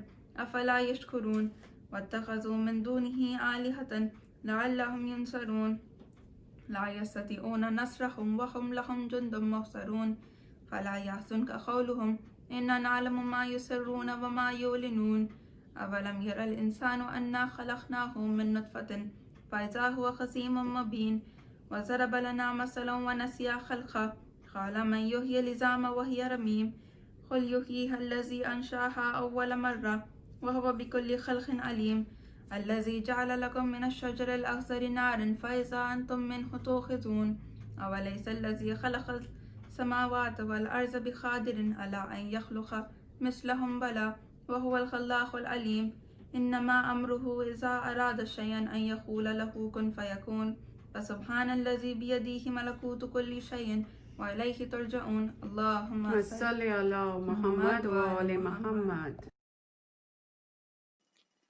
اللهم صل على محمد وآل محمد. اللهم صل على محمد وآل محمد. اللهم صل على محمد وآل محمد. أعوذ بالله من الشيطان اللعين الرجيم. بسم الله الرحمن الرحيم. عن فاطمة زهراء عليه السلام بنت رسول الله صلى الله عليه وآله قالت دخل علي أبي رسول الله صلى الله عليه وآله في بعض الأيام فقال السلام عليك يا فاطمة فقلت وعليك السلام. قال إني أجد في بطني ضعفا فقلت له أعيذك بالله عبتا من الضعف. فقال يا فاطمة أعيتيني بالكساء اليماني فغطيني به. فأتيته بالكساء اليماني فغطيته به وصرت أنظر إليه وإذا وجهي تلعلع كأنه البدر في ليلة تمامي وكمالي. اللهم صل على محمد وآل محمد. فما كانت إلا ساعة وإذا بولد الحسن قد أقبل وقال السلام عليك يا أمه. فقلت وعليك السلام يا قرة عيني وثمرة فؤادي. فقال يا أماه إني أشم عندك راية طيبة كأنها راية جدي رسول الله. فقلت نعم إن جدك تحت الكساء. فأقبل الحسن نحو الكساء وقال السلام عليك يا جداه يا رسول الله أتأذن لي أن أدخل معك تحت الكساء؟ قال وعليك السلام يا ولدي ويا صاحب حوضي قد أذنت لك. فدخل معه تحت الكساء. اللهم صل على محمد وآل محمد. فما كانت إلا ساعة وإذا بولد الحسين قد أقبل وقال السلام عليك يا أمه. فقلت وعليك السلام يا ولدي ويا قرة عيني وثمرة فؤادي. فقال لي يا أماه إني أشم عندك راية طيبة كأنها راية جدي رسول الله. فقلت نعم إن جدك وأخاك تحت الكساء. فدنا الحسين نحو الكساء وقال السلام عليك يا جدا السلام عليك يا من اختاره الله أتأذن لي أن أدخل معكما تحت الكساء؟ فقال وعليك السلام يا ولدي ويا شافع أمتي قد أذنت لك. فدخل معهما تحت الكساء. اللهم صل على محمد وآل محمد. فأقبل عند ذلك أبو الحسن علي بن أبي طالب وقال السلام عليك يا بنت رسول الله. فقلت وعليك السلام يا أبا الحسن ويا أمير المؤمنين. فقال يا فاطمة إني أشم إنك راية طيبة كأنها راية أخي وابن عمي رسول الله. فقلت نعم ها هو مع ولديك تحت الكساء. فأقبل علي نحو الكساء وقال السلام عليك يا رسول الله أتأذن لي أن أكون معكم تحت الكساء؟ قال الله عليك السلام يا أخي ويا وسي وخليفتي وصاحب لوائي قد أذنت لك. فدخل علي تحت الكساء. اللهم صل على محمد وآل محمد. ثم أتيت نحو الكساء وقلت والسلام عليك يا أبتاه يا رسول الله أتأذنني أن أكون معكم تحت الكساء؟ قال وعليك السلام يا بنتي ويا بضعتي قد أذنت لك. فدخلت تحت الكساء فلما اختملنا جميعا تحت الكساء أخذ أبي رسول الله بطرف الكساء وأومى بيد اليمنى إلى السماء وقال اللهم إن هؤلاء لأهل بيتي وخاصتي وحامتي لحمهم لحمي ودمهم دمي يؤلمني ما يؤلمهم ويحزنني ما يحزنهم أنا حرب لمن حاربهم وسلم لمن صالمهم وعدو لمن عاداهم ومحب لمن أحبهم إنهم مني وأنا منهم فاجعل صلواتك وبركاتك ورحمتك وغفرانك ورضوانك عليها وعليهم وأذهب عنهم الرجس أهل البيت ويطهرهم تطهيرا. اللهم صل على محمد وآل محمد. فقال الله عز وجل يا ملائكتي ويا سكان السماوات إني ما خلقت السماء مبنية ولا أرضا منحية ولا قمرا منيرا ولا شمسا مضيعة ولا فلق يدور ولا بحر يجري ولا فلق يسرع إلا في محبة هؤلاء الخمسة الذين هم تحت الكساء. فقال أمير جبرائيل يا رب ومن تحت الكساء؟ فقال عز وجل هم أهل بيت النبوة ومعدن رسالتهم فاطمة وأبوها وبعلها وبنوها. اللهم صل على محمد وآل محمد. فقال جبرائيل يا رب أتأذنني أن أحبط إلى الأرض ليكون معهم سادسا؟ فقال الله نعم قد أذنت لك. فحبط الأمين جبرائيل وقال السلام عليك يا رسول الله. العلي الأعلى يقرئك السلام ويخصك بالتحية والإكرام ويقول لك وعزتي وجلالي أني ما خلقت السماء مبنية ولا أرضا مدحية ولا قمرا منيرا ولا شمسا مضيعة ولا فلق يدور ولا بحر يجري ولا فلق يسرع إلا لأجلكم ومحبتكم وقد أذن لي أن أدخل معكم فهل تأذن لي يا رسول الله؟ فقال رسول الله وعليك السلام يا أمين وحي الله إنه نعم قد أذنت لك.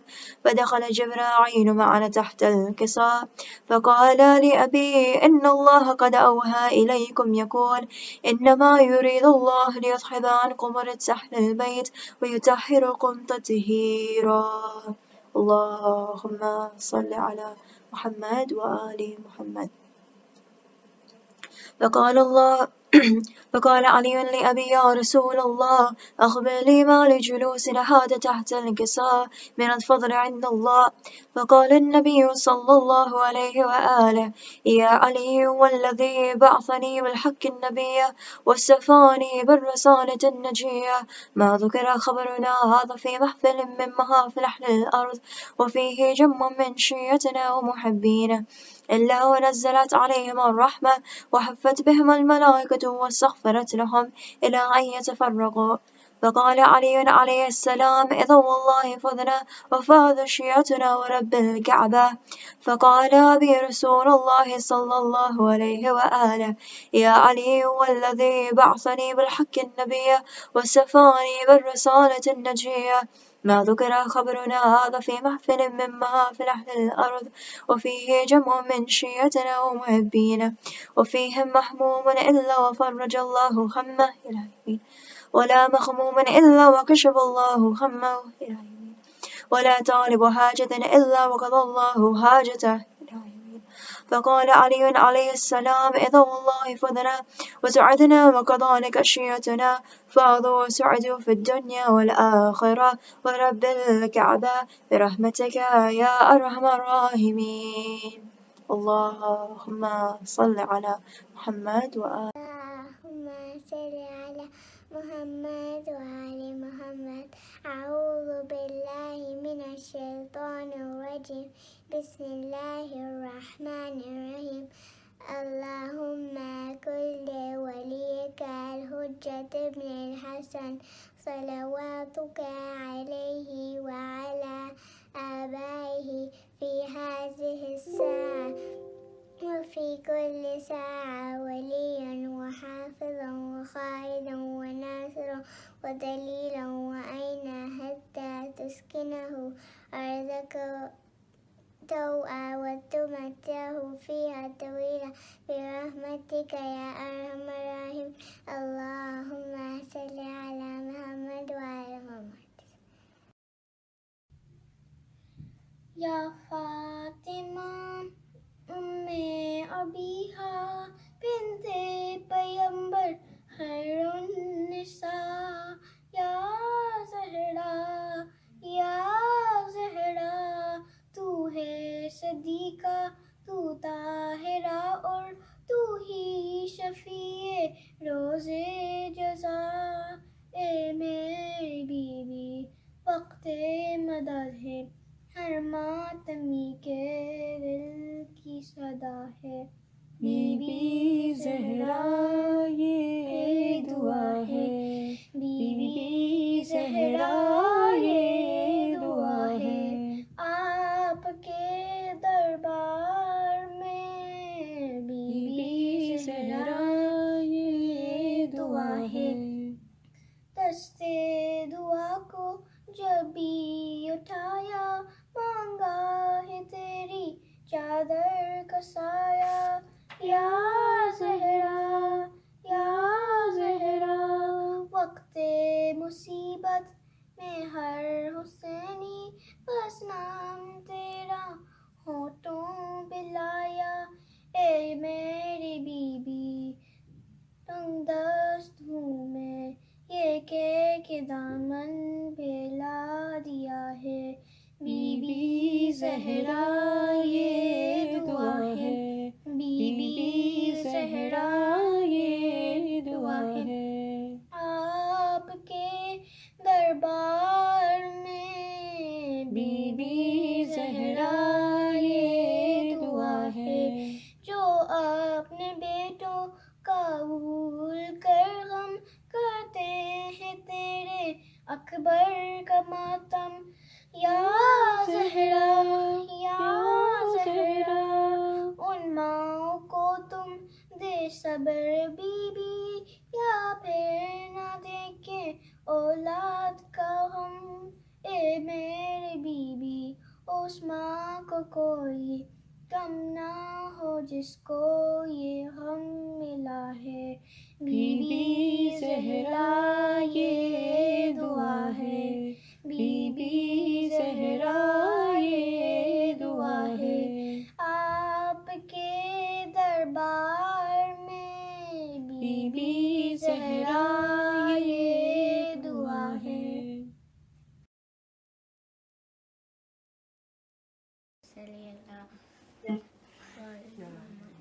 بلخیس پاس باہیں یہ کس کی جناب ہے مریم درود خواہ ہے یہ کس کی جناب ہے شان خدا آیا ہے یہ کس کی جناب ہے دہلیز آسماں ہے یہ کس دہلیز آسماں ہے یہ کس کی جناب ہے کرسی زمین سے لیتی ہے گوش پناہ کے بیٹھا ہے عرش سائے میں کس بیٹھا ہے عرش سائے میں کس بارگاہ کے الفت خدا کے بعد حبیب خدا کی ہے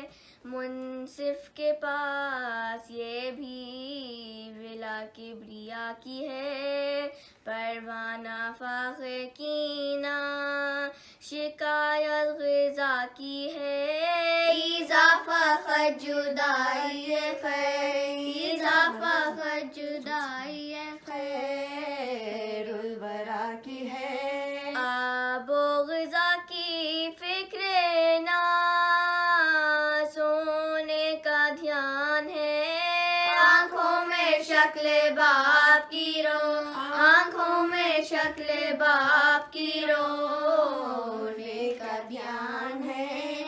बेटे पुकारते हैं कि लिल्लाह बाहर आओ, अम्मा ना इतना रो, गुलामों पे रहम खाओ।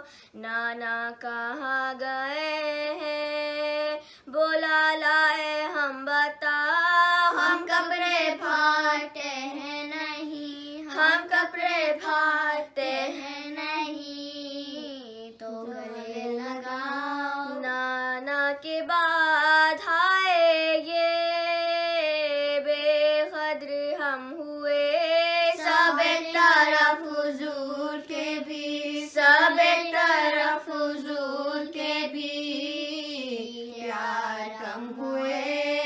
आखिर वफूर गिरिया से आजिज हुए अरब, हैदर के पास रोने की फरियाद लाए सब।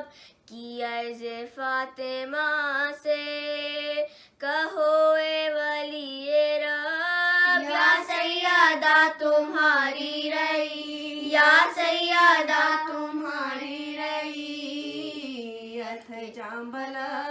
खाने का कोई वक्त ना, सोने का वक्त है, जो वक्त है वो आपके रो, जो वक्त है वो आपके रोने का वक्त है। बाहर से मुर्तजा गए, घर में झुकाए सर, मुँह ढांपे रो रही थी अकेली वो खुशियार। देने लगे पयामे अरब शाह बहरोबर, घबरा के बोली हाय करूं, घबरा के बोली हाय करूं, क्या मैं बेपिदर। ख्वाबों में मौत होए तो मर जाऊं या अली, बाबा का सोग लेके किधर, बाबा का सोग लेके किधर जाऊं या अली। मेरी तरफ से अहले मदीना को दो पैगाम, लोगों खफा न हो मेरी रुखसत है सुबह शाम। दो चार दिन तुम्हारे मोहल्ले में है मकाम, रोने की धूम हो चुकी अब, रोने की धूम हो चुकी अब, काम है तमाम। घबराती हूँ वतन में सफर के महीने से, बाबा सिधारे काम मुझे, बाबा सिधारे काम मुझे, क्या मदीने से।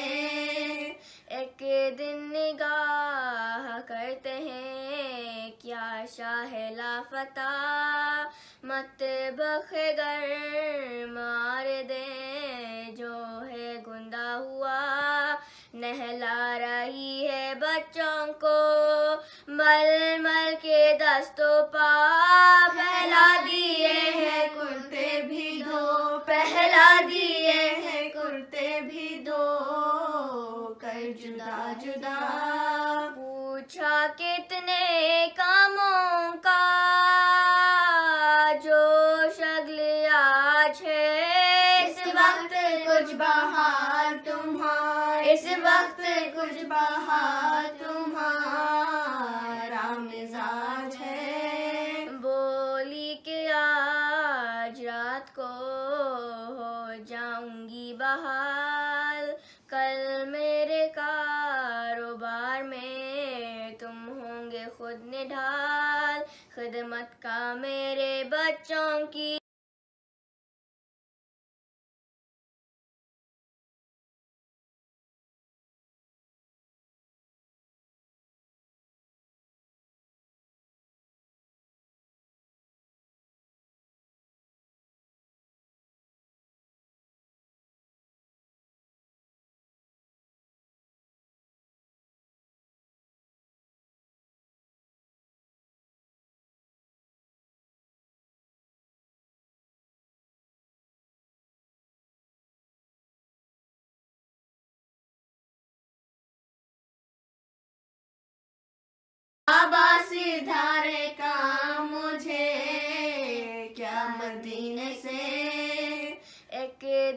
نگاہ کرتے ہیں کیا شاہ لافتہ مت بخگر مار دیں جو ہے گندا ہوا نہلا رہی ہے بچوں کو مل مل کے دست و پا پھیلا دیے ہیں کرتے بھی دو پہلا دیے ہیں کرتے بھی دو کر جدا جدا پوچھا کتنے کاموں کا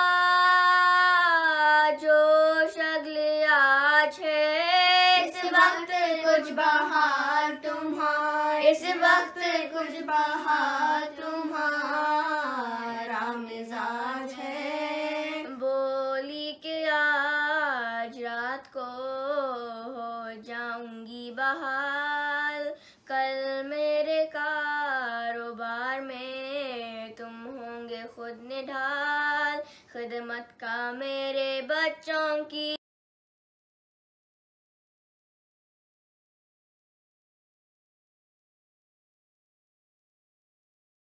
رسول اللہ فاطمہ تو بسعت منی فاطمہ میرا ٹکڑا ہے فاطمہ یعنی کون فاطمہ یعنی رسول کی پیاری بیٹی فاطمہ یعنی جناب خدیجۃ الکبریٰ کو عطا کیا گیا خوبصورت تحفہ فاطمہ یعنی آگ سے بچا لینے والی ہستی فاطمہ یعنی وہ ہستی جس کے ادب میں خاتم النبیین اٹھ کھڑے ہوں وہی آپ کے اور میرے پیارے نبی کی مقدس زبان سے ارشاد ہوا فاطمہ تو بسعت منی اور ان کی شان تو دیکھیے دنیا کی بہترین ہستی کی بیٹی ہے فاطمہ تو زہرا کائنات کی مشکل کشا کی زوجہ ہے فاطمہ تو زہرا حسن حسین کی مادر ہے فاطمہ سیدہ زینب کی مادر ہے فاطمہ مختصر یہ کہ کل قرآن کی کامل تفسیر ہے فاطمہ پردے میں ہے تو سر الہی ہے فاطمہ جو ظاہر ہوں تو مہدی برق کا اسوہ ہے فاطمہ مومنات اتنی عظمتوں کی مالک ہستی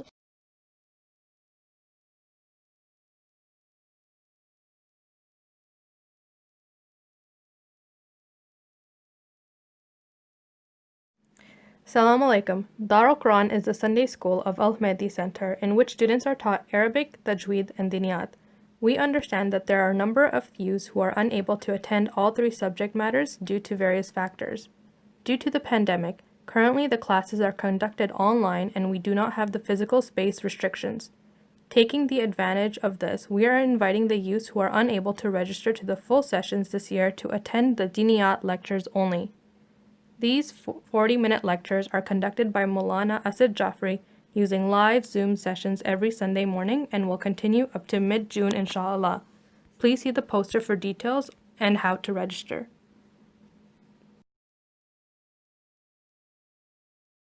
اعوذ باللہ من الشیطان الرجیم بسم اللہ الرحمن الرحیم المہدی سینٹر کی جانب سے بسلسلہ شہادت جناب سیدہ سلام اللہ علیہا کی جو مجالس کا آغاز کیا گیا ہے اس کی آج کی مجلس لیڈیز کمیٹیز کی جانب سے ہے لیڈیز کمیٹی کی طرف سے ہے جس سے ہماری ذاکرہ عالمہ غدیر زہرا صاحبہ انشاءاللہ خطاب فرمائیں گی. مومنات آپ لوگوں سے گزارش ہے کہ ایک سورہ فاتحہ جو لسٹ میں آپ کے سامنے پیش کر رہی ہوں آپ کے اپنے اپنے مرحومین اور المہدی سینٹر کی جو انتظامیہ ہیں ان کے مرحومین کے لیے ایک سورہ فاتحہ کی التماس ہے. سیدہ منظور فاطمہ بخاری، حاجی دلاور حسین جعفر علی بندوانی، حاجی رجب علی بندوانی، جعفر علی بندوانی، Fatima by Fida Hussain, Syed Hamid Rizvi, Naveed Syed Rizvi, Muhammad مرحومین of Rizvi family, مرحومین of Sameer Raza, مرحومین of Raza family, مرحومین of Ahsan family, مرحومین of Abbas family, مرحومین of Sheikh family, مرحومین of Mazhar and Rabab, Syed Ali Azhar, Sheikh Muhammad Ashraf, Sheikh Abdul Majeed, Nisar Fatima, Kaneez Fatima, Sheikh Abrar Hussain, Sheikh Iftikhar Hussain, Babar Raza, Safdar Mirza, Mirza Muhammad Ali bag, Abidi بیگم، شمش الزہا بیگم، سماۃ الزہرا سید محمد نثار مرزا محمد علی خان مرحومین و فرشاد حسین family. اور recently ہماری جو x chair lady تھیں ضیاء باجی، ان کی sister کی death ہوئی ہے. ان کا نام ہے نسیم فاطمہ بنت نیّر حسین. مرحومین و علی رضا ہمانی، شجاع علی خان، حسین علی خان، علی عباس ابن محمد طالب زیدی، ساجد محمد زیدی. اور آپ کے اپنے اپنے مرحومین کے لیے جزاک اللہ.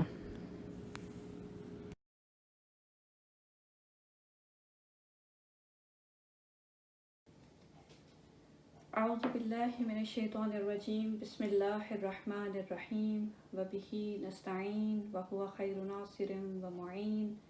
لا الہ الا اللہ الحلیم الکریم، لا الہ الا اللہ رب العرش العظیم.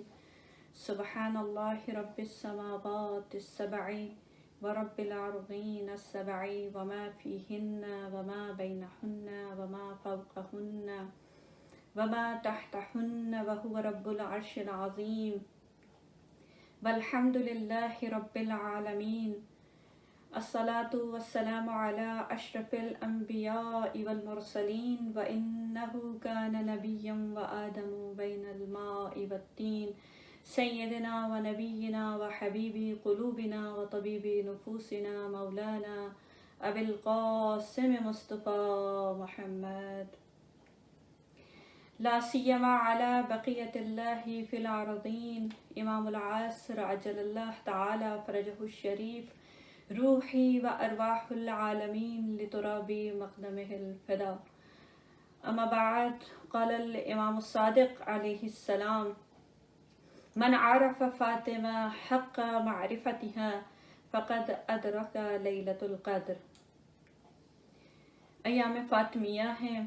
ایام فاطمیہ کی مناسبت سے اور خصوصاً آج کے دن شہادت سیدہ فاطمہ زہرا کے جانسوز اور دلگداز دن کی مناسبت سے میں حجت اللہ بقیت اللہ امام العصر عجل اللہ تعالی فرجہ الشریف کی خدمت میں اور آپ تمام مومنات ماؤں بہنوں کی خدمت میں تسلیت اور تعزیت عرض کرتی ہوں، اور خداوند عالم سے دعا گو ہوں کہ خدا ان ایام کے وسیلے سے ہمیں معرفت سیدہ عطا فرمائے اور اس معرفت کے ذریعے ہمیں تطہیر قلوب اور تزکیہ نفوس کی توفیق عطا فرمائے.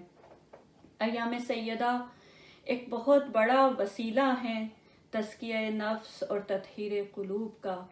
یہ وہ ایام ہیں کہ جن ایام میں محبان اہل بیت، محبان حضرت فاطمہ الزہرا، عاشقان ولایت اپنے بی بی سلام اللہ علیہا کی معرفت کے ذریعے سے اپنی نفوس کی پاکیزگی اور رب سے ملاقات کا سامان پیدا کرتے ہیں. کیونکہ سیدہ کی ہستی وہ ہے، ان کی معرفت وہ ہے کہ جو انسان کو انسان کے درجہ کمال تک پہنچانے میں مددگار ہیں اور اس راستے میں سب سے بڑا ذریعہ اور وسیلہ ہیں. اسی لیے آج کا میرا موضوع معرفت سیدہ فاطمہ زہرا ہے، اور میں نے آپ کے سامنے جس حدیث کی تلاوت کی ہے وہ بھی اسی سے متعلق ہے، کہ جس میں امام الصادق علیہ السلام ارشاد فرماتے ہیں کہ جس نے سیدہ فاطمہ زہرا کی معرفت کو حاصل کر لیا، اس طرح کہ جس طرح معرفت پانے کا حق ہے، تو وہ ایسا ہے کہ جیسے اس نے شب قدر کو پا لیا ہو. اس سے پہلے کہ میں اس حدیث کی وضاحت کی طرف جاؤں، سب سے پہلے ایک نقطے کی طرف اشارہ کرنا چاہتی ہوں، اور وہ نقطہ یہ ہے کہ سب سے پہلے یہ جاننا ضروری ہے کہ آخر معرفت سیدہ فاطمہ الزہرا کی کیا اہمیت ہے کہ یہ اتنی ضروری ہے. آخر کیوں ضروری ہے کہ سیدہ کو پہچانا جائے؟ کیوں ضروری ہے کہ ان کی شخصیت کی شناخت کی جائے؟ کیوں ضروری ہے کہ ان کے بارے میں بات کی جائے؟ کیوں ضروری ہے کہ ان کا تذکرہ کیا جائے؟ یہ کیوں ضروری ہے کہ ان کا غم منایا جائے؟ آخر کیا وجہ ہے کہ یہ تمام اعمال کو انجام دیا جائے؟ تو سب سے پہلے یہ جاننا ضروری ہے کہ آخر سیدہ سلام اللہ علیہا کی معرفت کی ہماری زندگیوں میں اہمیت کیا ہے کیا وجہ ہے کہ یہ معرفت اتنی ضروری ہے، اس کا اتنا بلند مقام ہے، اور جو اس کو پا لیتا ہے اس کا درجہ اس شخص کی طرح ہے، اس نے گویا ایسا کام کیا ہے کہ جیسا کسی شخص نے شب قدر کو پا لیا ہو۔ تو اگر ہم ضرورت اور اہمیت کی طرف دیکھتے ہیں تو سب سے پہلی بات اور سب سے پہلا نقطہ جس سے ہمیں اس ضرورت اور اہمیت کی سمجھ آتی ہے اور ہم سمجھ سکتے ہیں وہ یہ ہے کہ سیدہ سلام اللہ علیہا کا مقام ایسا مقام ہے کہ جو عام نہیں ہے۔ یہ ایک ایسا مقام ہے کہ جو عام نہیں ہے، اور اس مقام کو پہچاننا ضروری ہے اور اہم ہے۔ کیوں؟ کیونکہ سیدہ فاطمہ زہرا کا مقام یہ ہے اس کائنات میں کہ وہ سیدۃ النساء العالمین ہیں، اور یہ وہ مقام ہے کہ جس سے کسی کو انکار نہیں ہے۔ یہ وہ ایسا نقطہ ہے حتیٰ کہ جو شیعہ اور اہل سنت دونوں کے درمیان میں یونٹی اور وحدت کا بھی ایک نقطہ ہے جس پہ دونوں متفق ہیں۔ وہ چیز مسلمانوں میں، اہل سنت میں، اہل تشیع میں ایک یہ بھی بہت اہم نقطہ ہے کہ مقام سیدہ پر کسی کو بھی اختلاف نہیں ہے، کہ وہ سیدۃ النساء العالمین ہیں، وہ سردار زنان عالم ہیں، وہ سردار زنان بہشت ہیں، وہ پہلی خاتون ہیں، وہ پہلا شخص جو کہ قیامت کے دن جنت میں داخل ہوگا، وہ سیدہ فاطمہ زہرا ہیں۔ اور اس پوری کائنات میں تمام خواتین سے وہ افضل ترین اور بہترین ہیں، اور کوئی ان سے بہتر تو کیا کوئی ان کے مساوی بھی نہیں ہے۔ اور یہ وہ مقام ہے اور یہ وہ نقطہ ہے کہ جس کو اہل تشیع اور اہل سنت دونوں فرقوں کی معتبر کتابوں میں اس کا ثبوت موجود ہے، اور اس کا کوئی انکار نہیں کر سکتا۔ کیوں؟ کیونکہ اس کا ثبوت زبان وحی اور رسالت نے دیا ہے، اس کا ثبوت رسول اللہ صلی اللہ علیہ وآلہ وسلم نے اپنی زبان سے دیا ہے۔ یہ وہ مقام ہے جو زبان رسالت سے لوگوں تک پہنچا ہے۔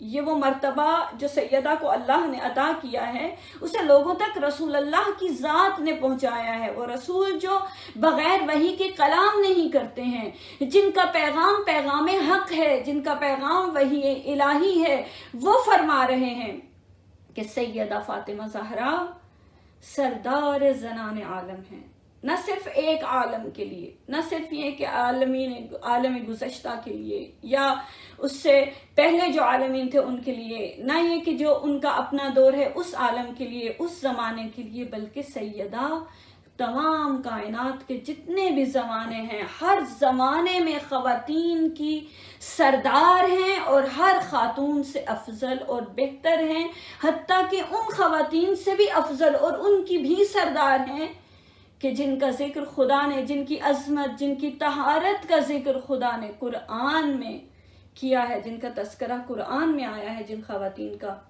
کہ وہ افضل ہیں، اپنے زمانے میں بہتر ہیں، سیدہ ان سے بھی افضل ہیں اور ان سے بھی بہتر ہیں۔ اور یہ دونوں فرقوں نے بیان کیے ہیں، اہل سنت کی بھی معتبر کتابوں میں یہ موجود ہے اور اہل تشیع میں بھی۔ تو دیکھیں کہ حتیٰ کہ اور کئی مثالیں موجود ہیں اس کے بارے میں، تو آئیے میں چند مثالیں آپ کے سامنے پیش کرتی ہوں۔ تو سید محمود آلوسی بہت بڑے عالم ہیں، عالم بزرگ اہل سنت ہیں، مفسر قرآن ہیں۔ انہوں نے اپنی کتاب تفسیر روح المعانی میں جس وقت وہ سورہ آل عمران کی آیت نمبر 42 کی تفسیر کر رہے ہیں اور تشریح کر رہے ہیں، اس آیت کو بیان کر رہے ہیں، تو اس کو بیان کرتے ہوئے سیدہ کے مقام کو بیان کرتے ہیں۔ وہ آیت جو جناب مریم کی شان میں نازل ہوئی ہے اور اللہ تعالیٰ اس میں ارشاد فرماتا ہے، یا مریم ان اللہ اصطفاکی وطہرکی واصطفاکی علی نساء العالمین، اے مریم اللہ نے آپ کو چن لیا ہے، آپ کو پاکیزہ کیا ہے اور آپ کو عالمین کی خواتین پر برتری حاصل ہے، ان میں سے آپ کو برگزیدہ کر لیا ہے۔ تو اس وقت جب آلوسی اس کی تفسیر کرتے ہیں اور اس کے معانی کی تشریح کرتے ہیں تو وہ بہت خوبصورت جملہ بیان کرتے ہیں۔ تو فرماتے ہیں کہ جو سیدہ حضرت مریم جو سیدہ ہیں، جو سردار ہیں، جو افضلیت رکھتی ہیں، فضیلت اور برتری اور بلند مقام رکھتی ہیں خواتین پر، عالمین پہ، تو کہتے ہیں کہ یہاں پر عالمین سے مراد کیا ہے؟ المراد نساء عالمہا، کہ وہ عالم خواتین سے افضل ہیں۔ یہاں پر مراد کیا ہے؟ کہ وہ اپنے زمانے کی خواتین سے افضل ہیں۔ فلا یلزم منہ افضلیتها علی فاطمہ، یہاں ان کی افضلیت بی بی زہرا سلام اللہ علیہا پہ نہیں آتی ہے۔ یہاں خدا نے جو قرآن میں فرمایا کہ مریم بہترین ہے خواتین میں سے، تو یہاں مراد ان کے زمانے کی خواتین ہیں، وہ بی بی زہرا سے افضل نہیں ہیں، یہ اہل سنت ہیں۔ اور اس آیت کی تفسیر میں وہ بی بی کے مقام کو بیان کر رہے ہیں۔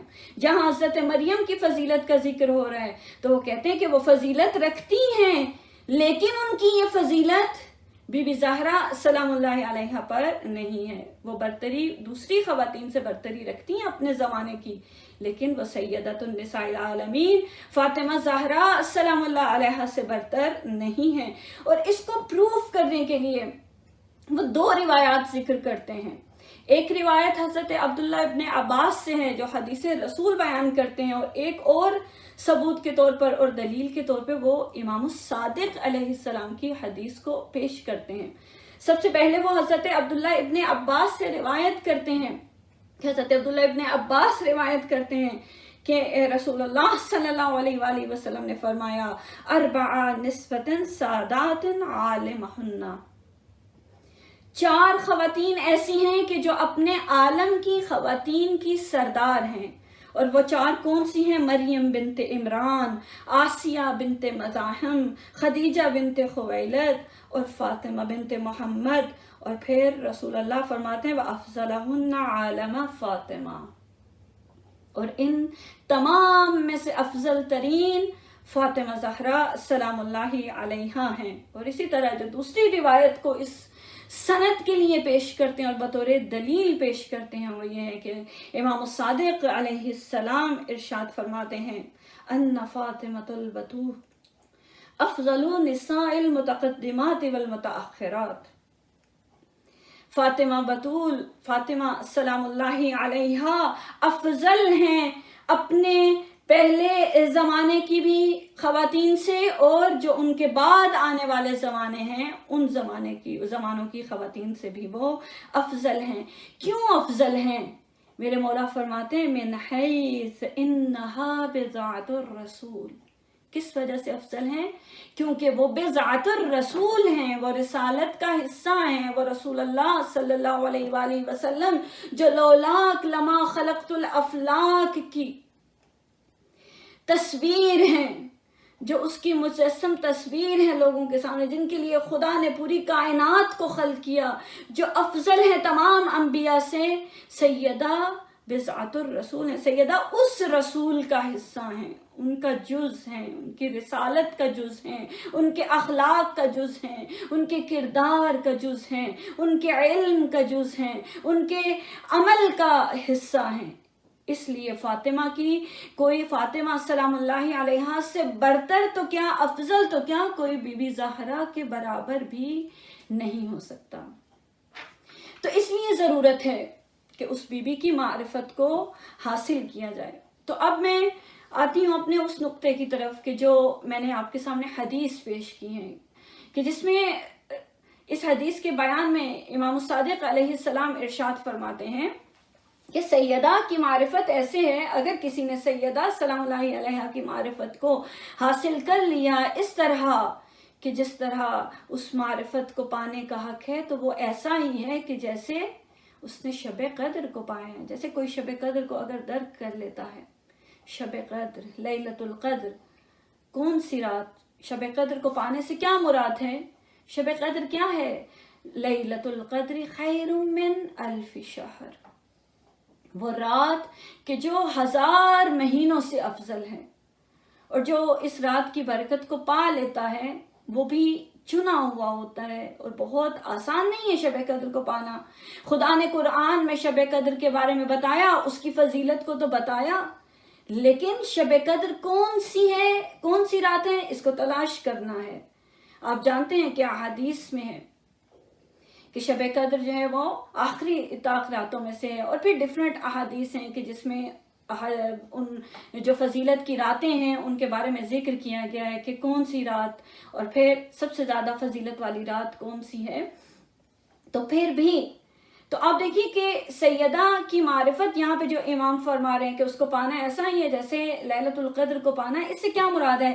پہلی مراد تو یہ ہے کہ جس طرح لیلۃ القدر کو پانا آسان نہیں ہے اور بعض لوگوں کے لیے ناممکن ہے، اسی طرح ہر شخص جیسے کہ لیلۃ القدر کو پا نہیں سکتا، ہر شخص لیلۃ القدر کی فضیلتوں سے فیض یاب نہیں ہو سکتا، بالکل اسی طرح سیدہ فاطمہ زہرا سلام اللہ علیہا کی معرفت کو بھی ہر شخص نہیں حاصل کر سکتا، ہر شخص ان کی معرفت کو پا نہیں سکتا، ہر شخص ان کے مقام کو سمجھنے کی صلاحیت نہیں رکھتا ہے. تو کون لوگ اس معرفت کو پا سکتے ہیں؟ کون لوگ صلاحیت رکھتے ہیں؟ بالکل ایسے ہی لیلۃ القدر کی طرح کون لوگ پاتے ہیں؟ وہ لوگ جو جستجو کرتے ہیں، جو تلاش کرتے ہیں شب قدر کو، اور راتوں کو بیدار رہتے ہیں، عبادت کرتے ہیں، روزہ رکھتے ہیں، اپنے قلوب کی تطہیر کرتے ہیں، اپنے نفسوں کو پاکیزہ کرتے ہیں تاکہ وہ اس رات کی فضیلت تک پہنچ سکیں. تو اسی طرح سیدہ کی معرفت بھی اس شخص کو حاصل ہو سکتی ہے کہ جو اس راستے میں جستجو کرتا ہے، جو اس راستے میں تلاش اور کوشش کرتا ہے، جو قدم آگے بڑھاتا ہے، جو شوق رکھتا ہے، جو اشتیاق رکھتا ہے، اور سب سے بڑھ کے جسے اس معرفت کو پانے کی اہمیت کا اندازہ ہے. ہر شخص شب قدر میں رات کو نہیں جاگے گا. کون جاگے گا؟ کون اپنے آپ کو بیدار رکھے گا؟ کون پانے کی کوشش کرے گا؟ وہی کہ جس کو یہ علم ہوگا، جسے اس چیز کی معرفت ہوگی کہ شب قدر کی فضیلت کیا ہے، جسے اس کی فضیلت کا اندازہ ہی نہیں ہے، وہ اسے پانے کی کوشش کیسے کرے گا؟ تو اسی طرح معرفت سیدہ بھی اسی کو ملتی ہے جسے ان کی فضیلتوں کا اندازہ ہے، جو ان کی فضیلتوں سے آگاہ ہے. تو اس لیے معرفت کو حاصل کرنے کے لیے ان فضائل کو سمجھنا بہت ضروری ہے جو اللہ تعالیٰ نے سیدہ فاطمہ الزہرا کو عطا کیے ہیں. اور ایک اور وجہ کہ کیوں امام صادق علیہ السلام نے بی بی کی معرفت کو شب قدر کے ساتھ تشبیہ دی ہے. ایک اور بھی بہت بڑی وجہ ہے، بہت بڑا نقطہ ہے، بہت سمجھنے کی بات ہے. ذرا توجہ سے آپ اس بات پہ غور کیجئے، تھوڑا سا سمجھنے کی کوشش کیجئے کہ کیونکہ ہم سب اس معرفت کو پانا چاہتے ہیں، اور ہر روز نہ صرف یہ کہ پانا چاہتے ہیں بلکہ ہر روز اس معرفت کے سمندر میں گہرائی سے گہرائی تک جانا چاہتے ہیں، کیونکہ جتنا گہرائی میں جائیں گے اتنا ہمارے اندر کا انسان اور انسانی کمال پروان چڑھتا جائے گا. یہ بی بی کی معرفت کا شرف ہے، یہ کمال ہے ان کی معرفت کا کہ جتنا ان کی معرفت کو حاصل کرتے جائیں گے اتنا خدا کے قریب ہوتے جائیں گے، قرب الہی کو حاصل کرتے رہیں گے، اتنے ہمارے منازل، ہمارے مرتبے، ہمارے درجے انسان ہونے کے ناطے سے خدا کے نزدیک بلند سے بلند تر ہوتے جاتے ہیں. تو دوسری وجہ ایک اور جو اہم ہے وہ کیا ہے؟ کیوں معرفت سیدہ کو شب قدر سے تشبیہ دی گئی ہے؟ وہ اس وجہ سے آپ دیکھیے کہ شب قدر کو پانے کے لیے پہلے تیاری کی ضرورت ہوتی ہے. حتیٰ کہ آپ دیکھیں ماہ رمضان کو شروع ہونے سے پہلے بھی رجب ہے، شعبان ہے، کہ اس میں کتنا زیادہ روایات میں، احادیث میں بیان کیا جاتا ہے کہ خود کو ماہ مبارک کے لیے تیار کیا جائے. پھر جب ماہ مبارک آ جاتا ہے تو اس کے بعد 20 دن تک انسان روزے رکھتا ہے.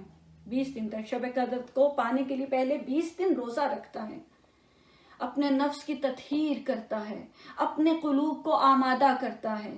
یہ پہلے جو 20 دن ہیں خداوند عالم نے آخری راتوں میں شب قدر کو مخفی کیا ہے تاکہ پہلے دل تیار ہو جائے، پہلے قلوب میں عشق، محبت، جستجو پیدا ہو جائے، پھر اس کے بعد وہ اس شب کو پانے کی کوشش کریں.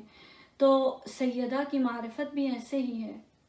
اس معرفت، ان کی محبت کو پانے کے لیے، ان کی عظمت کو پہچاننے کے لیے، اس کی نالج کو حاصل کرنے کے لیے سب سے زیادہ ضروری بات کیا ہے کہ پہلے دلوں کو تیار کیا جائے، پہلے دل کو پاکیزہ کیا جائے، دل کو برائی سے دور کیا جائے، اسے یاد خدا سے، نیکی سے مزین کیا جائے، پہلے سے ڈیکوریٹ کیا جائے اپنے دل کو، پھر اس کے بعد بی بی کی معرفت کو پانے کی کوشش کی جائے اور ان کی سیرت کو اپنانے کی کوشش کی جائے۔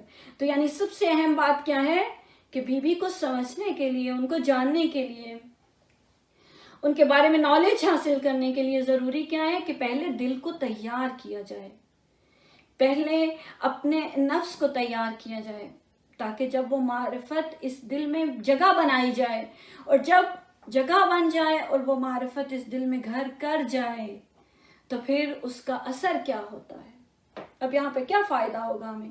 اگر ہم بی بی کو پہچان لیں گے، ہمارا درجہ اتنا بلند ہو جائے گا کہ جیسے کسی نے شب قدر کو پا لیا ہے۔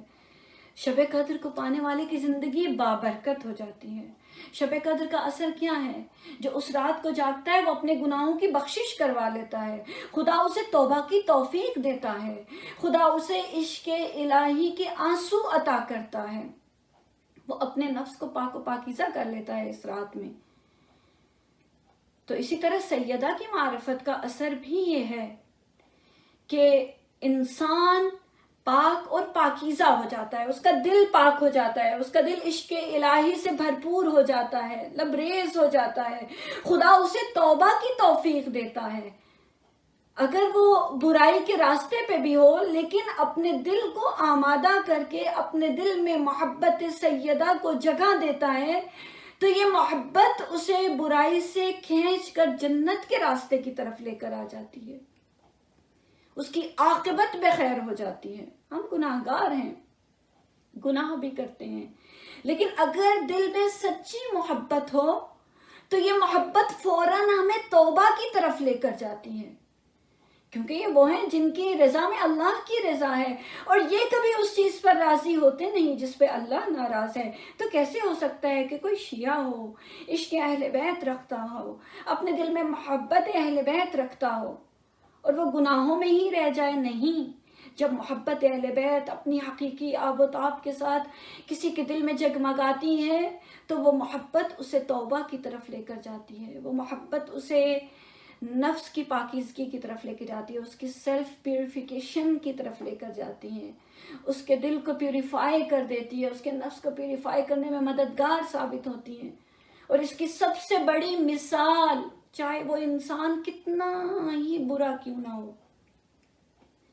یہ محبت اس کی آخرت سنوار دیتی ہے۔ کس طرح؟ اسی دنیا میں اس محبت کے ذریعے انسان توبہ کر لیتا ہے اور گناہوں سے نکل کے اس راستے کی طرف آ جاتا ہے کہ جو راستہ جنت کی طرف جانے والا ہوتا ہے۔ اور اس کی بڑی مثال ہم کس کو دیکھتے ہیں؟ حر کو دیکھیے، سب سے بڑی مثال حر کی موجود ہے ہمارے سامنے۔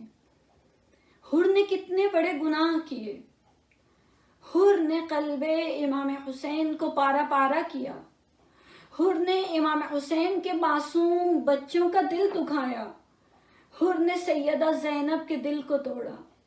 اس دشت و بیابان میں جب علی کی بیٹی اکیلی تھی، اس دشت و بیابان میں جب امام حسین علیہ السلام مددگار، انہیں مددگار کی ضرورت تھی، اس وقت اس نے امام حسین کے سامنے جسارت کی، امام حسین کے دل کو توڑا، امام حسین کے بچوں کے دل کو توڑا، سیدہ زینب کے جگر کو پاش پاش کیا، کتنا بڑا گناہ کیا۔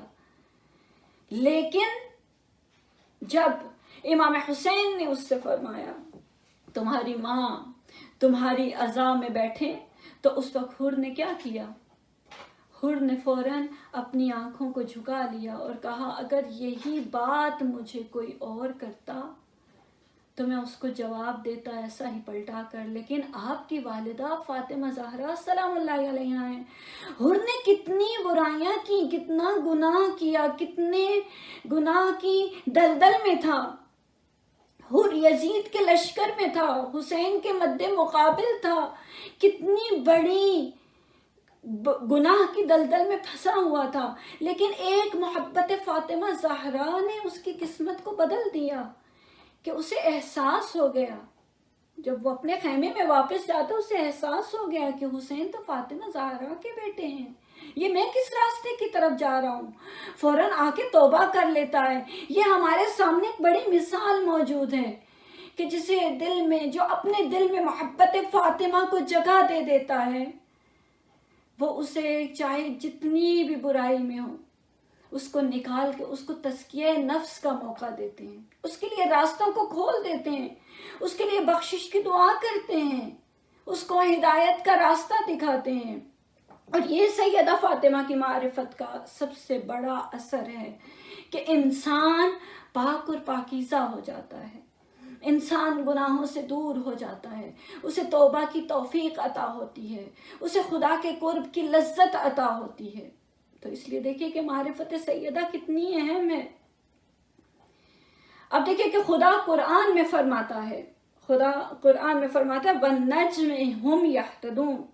اس کی آیت کے دو معنی آپ کو پتہ ہے کہ قرآن کی کچھ ظاہری معانی ہیں اور کچھ باطنی ہیں، کیونکہ اس کی تفاسیر میں اگر ہم دیکھتے ہیں تو اس والنجم، اس ستارے سے مراد اہل بیت علیہم السلام ہیں، ائمہ طاہرین علیہم السلام ہے۔ لیکن اگر ظاہری معنوں کو دیکھیں تو ہم دیکھتے ہیں کہ خدا کہتے ہیں کہ ہم نے ستارے بنائے ہیں، وہ ستارے ہیں کہ جو لوگوں کو ہدایت کرتے ہیں، لوگوں کو راستہ دکھاتے ہیں، صحیح سمت کا تعین کرنے میں مدد دیتے ہیں۔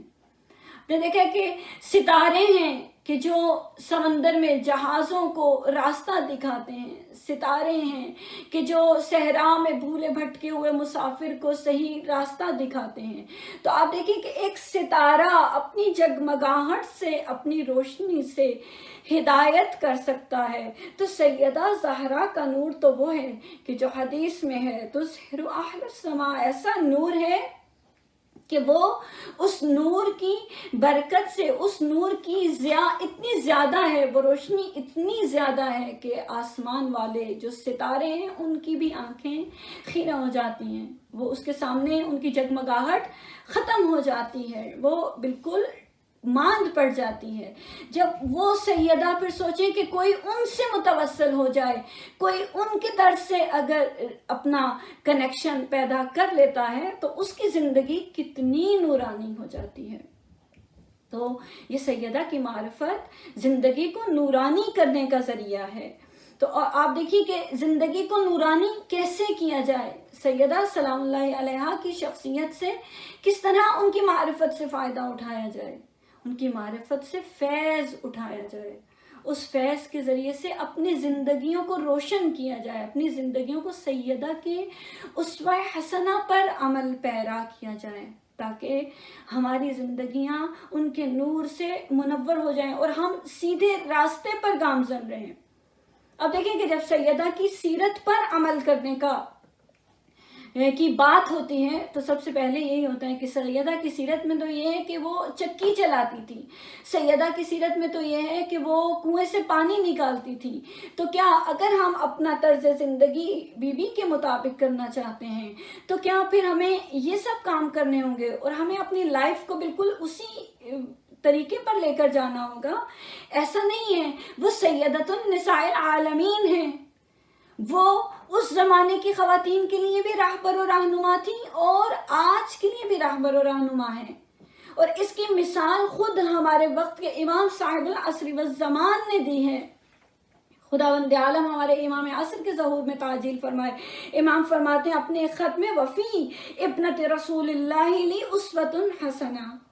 امام زمانہ تو اس زمانے کے نہیں ہیں نا، امام زمانہ تو اس زمانے کے ہیں، وہ ہمارے زمانے کے امام ہیں اور آگے آنے والے زمانوں کے بھی امام ہیں، وہ آخری حجت خدا ہیں۔ لیکن وہ فرماتے ہیں کہ میرے لیے سیدہ فاطمہ زہرا رسول اللہ کی بیٹی کی سیرت میں بہترین نمونہ عمل ہے، بہترین رول ماڈل ہیں وہ میرے لیے۔ جب امام زمانہ بی بی سیدہ کی سیرت کو اپنے لیے رول ماڈل بناتے ہیں تو سوچئے کہ پھر وہ ہمارے لیے بی بی کی زندگی کیوں رول ماڈل نہیں ہو سکتی؟ کیوں؟ آپ دیکھیے کہ کیسے ہم ان کی سیرت کو فالو کریں۔ حقیقت میں وہ جو ان کا لائف سٹائل تھا وہ نہیں، فالو کرنے والی بات کیا ہے، کس چیز کو فالو کیا جائے؟ وہ پرنسپلز، وہ بیسک رولز ہیں جو بی بی سیدہ سلام اللہ علیہا کی زندگی کے، ان رولز کے مطابق اپنی زندگی کے گولز کو سیٹ کیا جائے۔ جب ہماری زندگی کے گولز ڈفرینٹ ہوں گے اور ہماری زندگی کے گولز وہ نہیں ہوں گے جو سیدہ فاطمہ زہرا سلام اللہ علیہا کے تھے، تو پھر سوچئے کہ ہم اپنی زندگی کو ان کے مطابق کیسے گزار سکتے ہیں۔ زندگی کیسی بھی ہو، چاہے وہ کسی دور گاؤں میں رہنے والی کسی خاتون کی ہو یا مغرب کی روشنیوں میں رہنے والی بہترین جو زندگی کا سٹیٹس ہے اس میں رہنے والی کوئی خاتون ہے، سب کے لیے وہ بالکل کیا ہے کہ وہ بالکل ایک جیسی، سب کے لیے بالکل سیم رول ماڈل ہیں۔ کیوں؟ کیونکہ ہمیں فالو کس چیز کو کرنا ہے؟ ان کے اصول، ان کی زندگی کے قوانین، ان کی زندگی کے وہ قواعد و ضوابط، وہ پرنسپلز کہ جو ان کی زندگی کو گورن کرتے ہیں۔ وہ پرنسپلز بہت اہم ہیں سمجھنے۔ اور میں بس تھوڑا سا اسی امام زمانہ عجل اللہ فرجہ الشریف کے فرمان کی بس تھوڑی سی وضاحت کروں گی کہ ہمیں بھی سمجھ آ جائے کہ بی بی سلام اللہ علیہا کی زندگی سے کس چیز کو حاصل کرنا ہے اور اپنی زندگیوں میں فالو کرنا ہے۔ بہت بڑا کنیکشن ہے بی بی سیدہ سلام اللہ علیہا کے جو پیغامات ہیں اور ان کی زندگی کے جتنے بھی ان کی زندگی کے واقعات ہیں ہم لوگوں کے ساتھ، کیونکہ ہم بھی امام العصر کے زمانے میں ہیں اور ہمیں بھی ایک وقت کے امام کے سامنے پیش ہونا ہے اور ان کے لشکر میں شامل ہونا ہے، ان کی ولایت کے پرچم کے نیچے جمع ہونا ہے۔ تو اس لیے بی بی کی زندگی بہترین اسوہ حسنہ ہے۔ سب سے پہلے اب آپ دیکھیں کہ بس چند جملوں میں عرض کرنا چاہتی ہوں کہ امام زمانہ کن چیزوں میں بی بی سیدہ کو اپنا رول ماڈل قرار دیتے ہیں۔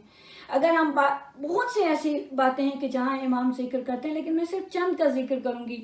ایک خط میں امام زمانہ عجل اللہ تعالی فرجہ الشریف بیان کرتے ہیں کہ کسی نے جب پتہ چلا ہے کہ کچھ لوگوں نے، کچھ شیعوں نے امام علیہ السلام کی امامت کا انکار کر دیا ہے، تو اس وقت امام علیہ السلام خط میں کیا فرماتے ہیں؟ امام فرماتے ہیں کہ اگر میرے لیے میری والدہ کی زندگی اسوہ حسنہ ہے، کیونکہ اگر ہم لوگوں کو اشتیاق نہ ہوتا، اس چیز کا شوق نہ ہوتا کہ ہم آپ کی ہدایت کرتے، رہبری کرتے، تو ہم یقیناً کوئی نہ کوئی ایسا طریقہ اختیار کرتے کہ جس سے آپ کے سر سے ہاتھ کو اٹھا لیتے۔ لیکن کیونکہ ہمارا مقصد، ہمارا جو سب سے بڑا شوق تم لوگوں سے محبت یہ ہے کہ ہم تمہاری رہبری کریں، رہنمائی کریں، اس لیے ہم آپ کے سر سے اپنا دست شفقت مومنوں سے کے سر سے کبھی نہیں اٹھائیں گے۔ بالکل اسی طرح جیسے سیدہ مسلمانوں نے ان کو چھوڑ دیا، بی بی سلام اللہ علیہا کو ان کا ساتھ نہیں دیا، لیکن بی بی نے مسلمانوں کو نہیں چھوڑا، ہر نماز میں ان کے لیے دعا کرتی ہیں، ان کے لیے ان کی رہنمائی کا سامان پیدا کرتی ہیں، انہیں آخری حد تک رہنمائی فراہم کرتی ہیں۔ یہی امام العصر بھی کر رہے ہیں۔ ہم ان کو بعض اوقات بہت شیعہ انہیں بھول جاتے ہیں، لیکن وہ کسی امام کو نہیں، وہ امام اپنے شیعوں کو نہیں بھولتے، وہ دعا بھی کرتے ہیں، مشکلوں میں مدد بھی کرتے ہیں اور ان کے کام بھی آتے ہیں اور ہر کوئی ان سے فیض بھی حاصل کر سکتا ہے۔ اور پھر دوسری بات آپ دیکھیے کہ سیدہ فاطمہ الزہرا کی زندگی سے جو امام زمانہ جس کا ذکر کرتے ہیں وہ یہ ہے کہ جس طرح سے بی بی سیدہ سلام اللہ علیہا کے زمانے میں بی بی نے ظالم کے آگے سر کو نہیں جھکایا ہے، اسی طرح امام زمانہ کی گردن پہ بھی کسی ظالم کی بیعت نہیں ہے۔ اور پھر سب سے بڑھ کے ایک اور بات جس کا امام علیہ السلام بھی ذکر کرتے ہیں اپنے خط میں کہ انہوں نے سیدہ کی زندگی کے کس روش کو اپنایا ہے، اور یہ ہمارے لیے بھی بہت بڑی بات ہے۔ اور آج کی مجلس کا شاید ہمارے لیے نچوڑ اور سبق بھی یہی ہو کہ جس میں امام فرماتے ہیں کہ بی بی سیدہ نے اپنے حق کو استعمال کرنے کے لیے کوئی ایسا راستہ استعمال نہیں کیا، کوئی ایسا راستہ نہیں اپنایا، کوئی بھی ایسا وے یوز نہیں کیا کہ جو اسلام میں جائز نہیں ہے۔ بلا جواز طاقت کا مظاہرہ نہیں کیا، طاقت سے اسے چھیننے کی کوشش نہیں کی، کسی مسلمان کو اذیت نہیں دی، کسی مسلمان کا حق تلف نہیں کیا، کوئی ایسا لفظ نہیں بولا کہ جو صحیح نہ ہو، جو مناسب نہ ہو، کسی کی توہین نہیں کی ہے، بلکہ صبر کیا ہے اور ہدایت کی کوشش کی ہے، اور یہی ہمارے لیے بھی سبق ہے، اور امام بھی اسی اسوہ پر چلتے ہیں۔ سیدہ فاطمہ زہرا اپنی والدہ کے اسی اسوہ پر آج بھی عمل پیرا ہیں کہ امام کبھی بھی کسی بھی مسلمان، کسی بھی شیعہ کی رہنمائی کے لیے کبھی بھی امام علیہ السلام غلط راستہ استعمال نہیں کریں گے، اپنی طاقت کا استعمال نہیں کریں گے، صرف وہ مقصد کو پورا کرتے ہیں کہ جو مقصد ہدایت ہے، رہنمائی ہے، اور وہ مقصد بہترین طریقے سے ہے۔ اور ہمارے لیے بھی سبق ہے کہ اگر کوئی مومن، کسی مومن سے غلطی ہو جاتی ہے، کسی محب اہل بیت سے غلطی ہو جاتی ہے، یا کوئی حق تلفی کرتا ہے، تو سیدہ کی سیرت کا سب سے بڑا سبق یہ ہے کہ کبھی اس کو برا نہ کہیں، کبھی بلا جواز طاقت کا استعمال نہ کریں، بلکہ اچھے طریقے سے اپنے حق کو بیان بھی کیا جائے، حق کا پرچار بھی کیا جائے، اور کبھی ایسا راستہ حتیٰ کہ شیعت کی تبلیغ کے لیے، پیغام حق کی تبلیغ کے لیے، پیغام سیدہ کی تبلیغ کے لیے، حق کے سیدہ کی تبلیغ کے لیے ایسا راستہ استعمال نہ کیا جائے کہ جس میں مسلمانوں کو نقصان ہو، جس میں اسلام کا چہرہ خراب ہو۔ ہمیشہ بہترین راستہ اپنایا جائے کہ جو دشمنوں سے مسلمانوں کو محفوظ رکھے اور جس سے دشمن فائدہ نہ اٹھا سکے۔ یہی سیدہ کی زندگی کا سبق تھا۔ عزادارو، آج بی بی زہرا سلام اللہ علیہا کی شہادت کی رات ہے۔ یہ وہ رات ہے کہ جو قیامت کی رات ہے۔ آج ہر شیعہ عزادار ہے، ہر شیعہ دل شکستہ ہے۔ کس وجہ سے؟ کیونکہ ہم شیعان علی علیہ السلام ہیں۔ علی ابن ابی طالب سے ہمارا محبت کا رشتہ ہے، علی ابن ابی طالب سے ہمارا ولایت کا رشتہ ہے۔ علی ابن ابی طالب وہ ہیں جن کا نام ہماری پہچان ہے، جن کی محبت ہماری زندگی ہے۔ آج شیعوں پر کتنا مشکل دن ہے، کیونکہ آج کا دن اور آج کی رات ان کے امام علی ابن ابی طالب کے لیے بڑا مشکل وقت تھا۔ عزادار لوگ ہم سے سوال کرتے ہیں کہ کیوں روتے ہیں شیعہ، کیوں بی بی زہرا کا نام لے کر روتے ہیں، کیا وجہ ہے؟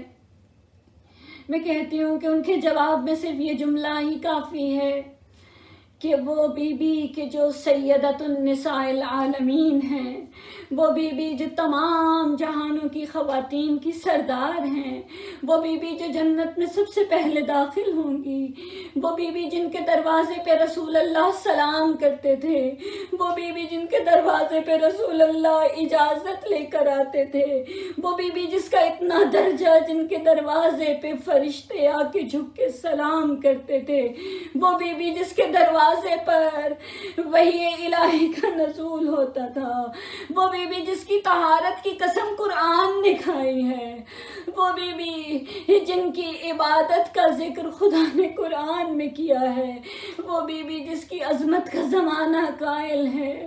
کوئی ہمیں صرف اتنا بتا دے، کیا یہ حق بنتا تھا کہ اس بی بی کے دروازے پر آگ لگائی جائے، اسی بی بی پر دروازہ گرایا جائے، وہ بی بی جو رسول کے جسم کا حصہ ہے، وہ بی بی جو رسول کی رسالت کا حصہ ہے، اسی رسول کی بیٹی کی دروازے پر آگ لگائی جاتی اور دروازے کو گرایا جاتا، اسی بی بی کے پہلو کو زخمی کیا جاتا۔ کیا یہی حق تھا بی بی زہرا کا مسلمانوں پہ؟ کیا یہی حق کے رسالت ادا کیا؟ کیا یہی اجر رسالت عطا کیا مسلمانوں نے؟ ہاں عزادارو، آج کا دن اور رات بڑی مشکل رات تھی۔ دعا مانگیے کہ کسی ماں کے بچوں کو ایسا وقت نہ دیکھنا پڑے جیسا وقت بی بی زہرا کے بچوں نے دیکھا۔ کبھی ماں کو دیوار و در کے درمیان پستا دیکھا، آئے کبھی ماں کو ٹوٹی ہوئی پسلیوں سے مشکل سے سانس زخمی ہاتھ سے اپنی ماں کو زخمی ہاتھ سے تسبیح پڑھتے دیکھا، کبھی سسکیاں لیتے اور کبھی گریا کرتے دیکھا، اور گریا بھی ایسا کہ کبھی کائنات میں کوئی مومن بھول نہ پائے گا۔ میری بی بی نے جو گریا کیا، بی بی کا گریا بھی تبلیغ تھا۔ ہائے بی بی کا گریا آج بھی حل من ناصر کی صدا دے رہا ہے۔ میری بی بی نے فرمایا صبت علیہ مصائب لو انہا صبت علی الایام سرنا لیالیا وا ابتا وا محمدا۔ اے میرے بابا مجھ پہ وہ مصیبتیں آئیں جو سفید دنوں پہ آتی سیاہ راتوں میں تبدیل ہو جاتی۔ ہاں زادارو، یہی رات تھی علی ابن ابی طالب پہ، جو بڑی مشکل رات تھی۔ میرے مولا بی بی زہرا کے سرہانے بیٹھے ہیں، بی بی زہرا کی آواز آتی ہے یا علی میرا آخری وقت ہے، یا علی میری قبر کو مخفی رکھیے گا، کسی کو میرے دفن کی جگہ معلوم نہ ہو، یا علی میرے بدن کو رات کو غسل و کفن دیں، یا علی میرے جنازے میں وہ نہ آئیں جنہوں نے میرے دروازے پہ آگ لگائی ہے۔ اور پھر میری آقا ذاتی فرماتی ہیں یا علی جب میرے بدن کو سپرد خاک کر دیں، اجلس عند راسی قبالت وجہی، اے میرے مولا یا علی جب میرے جسم کو سپرد خاک کر دیں تو کچھ دیر کے لیے میرے سرانے بیٹھ جائے گا، جلدی مجھے اکیلا چھوڑ کے واپس نہ آئے۔ فاکثر من تلاوت القرآن، میرے سرانے تلاوت قرآن کیجئے گا۔ اور پھر کہاں یا علی میرے لیے دعا کیجئے گا۔ بس عزادارو یہ بڑے قیامت کے جملے تھے۔ سیدہ نے جب یہ فرمایا نا اے میرے مولا یا علی میرے لیے دعا کیجئے گا، ایک ماں کس بات کے لیے دعا کرنے کے لیے کہہ رہی ہیں اب کنی باب کے لیتاما، یا علی میرے لیے روئیے اور میرے یتیم بچوں کے لیے روئے جنہیں میں اکیلا چھوڑ کے جا رہی ہوں۔ ایک ماں کے لیے کتنا مشکل ہے، وہ اپنے بچوں کی یتیمی میں ان کو یتیمی میں چھوڑ کے جا رہی ہیں اور پھر کہہ رہی ہیں میرے بچوں کو بھول نہ جائے گا، خصوصاً وہ جو کربلا میں پیاسا مارا جائے گا۔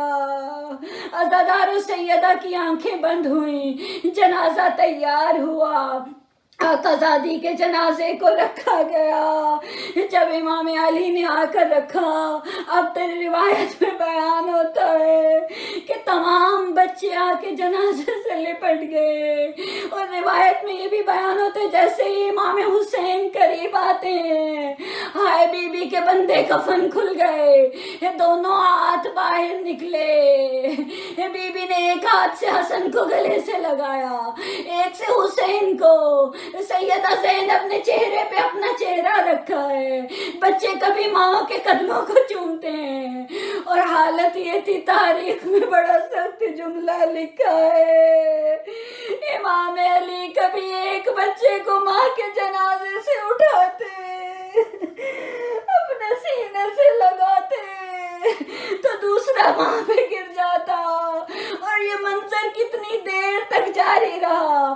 علی یتیموں کو اٹھاتے، اپنے گلے سے لگاتے اور پیار کرتے، آئیے ایک دفعہ پکار کے کہتے یا علی کاش آپ کربلا میں ہوتے، جب حسین کے کٹے ہوئے گلے پہ سکینہ نے آ کے سر رکھا، ایک ظالم تازیانہ لے کر آیا اور اس طرح بچی کو اٹھایا، اس طرح اٹھایا کہ خدا کسی یتیم کو یہ وقت نہ دکھائے۔ الا لعنت اللہ علی قوم الظالمین، انا للہ و انا الیہ راجعون۔ أعظم الله أجورنا وأجوركم بمصابنا بالفاطمة الزهراء سلام الله عليها. اللهم عجل لوليك الفرج واجعلنا من أنصاره وعوانه بحق محمد وآله الطاهرين.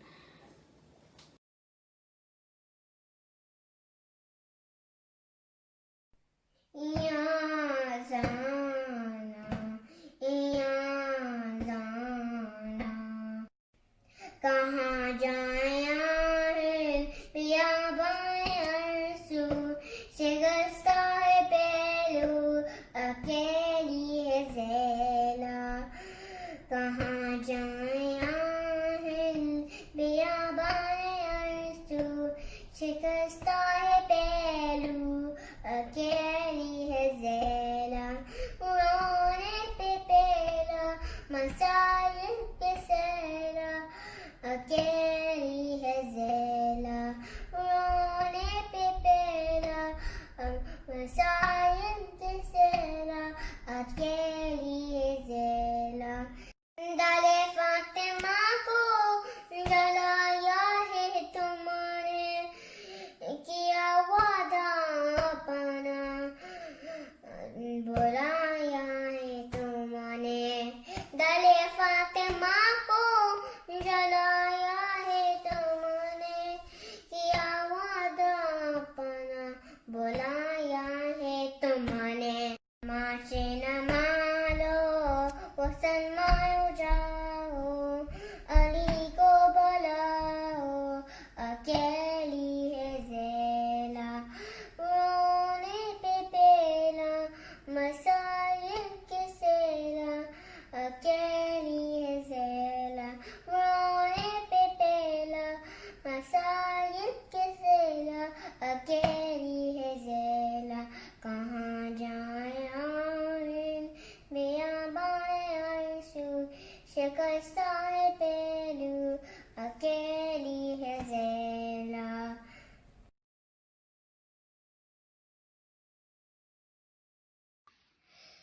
Look here, Zehra, look here, Zehra, look here, Zehra. When Fatima came to Karbala, Zainab said, do not look here, Zehra. Go back, oh mother, they've killed my brother. Zainab said, do not look ya Zehra. When the night fell on that desert camping, and only voice was heard in morning, when she looked and saw someone approaching, now who would join her in her grieving? She had come to see her progeny and what had become of their destiny. But she could not let her to go closer. She did not want her to really see. I do not want you to go further. You will only see pain and horror. Body with no head, 72 dead. Zainab said, do not look ya Zehra.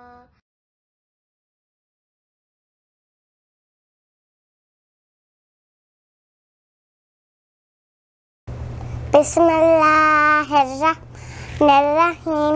Amma yujib al-muqtara zada wa yakshif as-su. Amma yujib al-muqtara zada wa yakshif as-su. Amma yujib al-muqtara zada wa yakshif as-su. Amma yujib al-muqtara zada wa yakshif as-su. Amma yujib al-muqtara zada wa yakshif as-su. Amma salli محمد وآل محمد وعجل فرجهم. السلام عليك يا رسول الله، السلام عليك يا أمير المؤمنين، السلام عليك يا فاطمة الزهراء، السلام عليك يا خديجة الكبرى، السلام عليك يا حسن المجتبى، السلام عليك يا أبا عبد الله الحسين، وعلى 9 المعصومين من ذريتك، علي بن الحسين ومحمد بن علي وجعفر بن محمد وموسى بن جعفر وعلي بن موسى ومحمد بن علي وعلي بن محمد والحسن بن علي والحجة بن الحسن، وجل الله فرجه وسخر الله مخرجه وظهوره. السلام عليكم ورحمة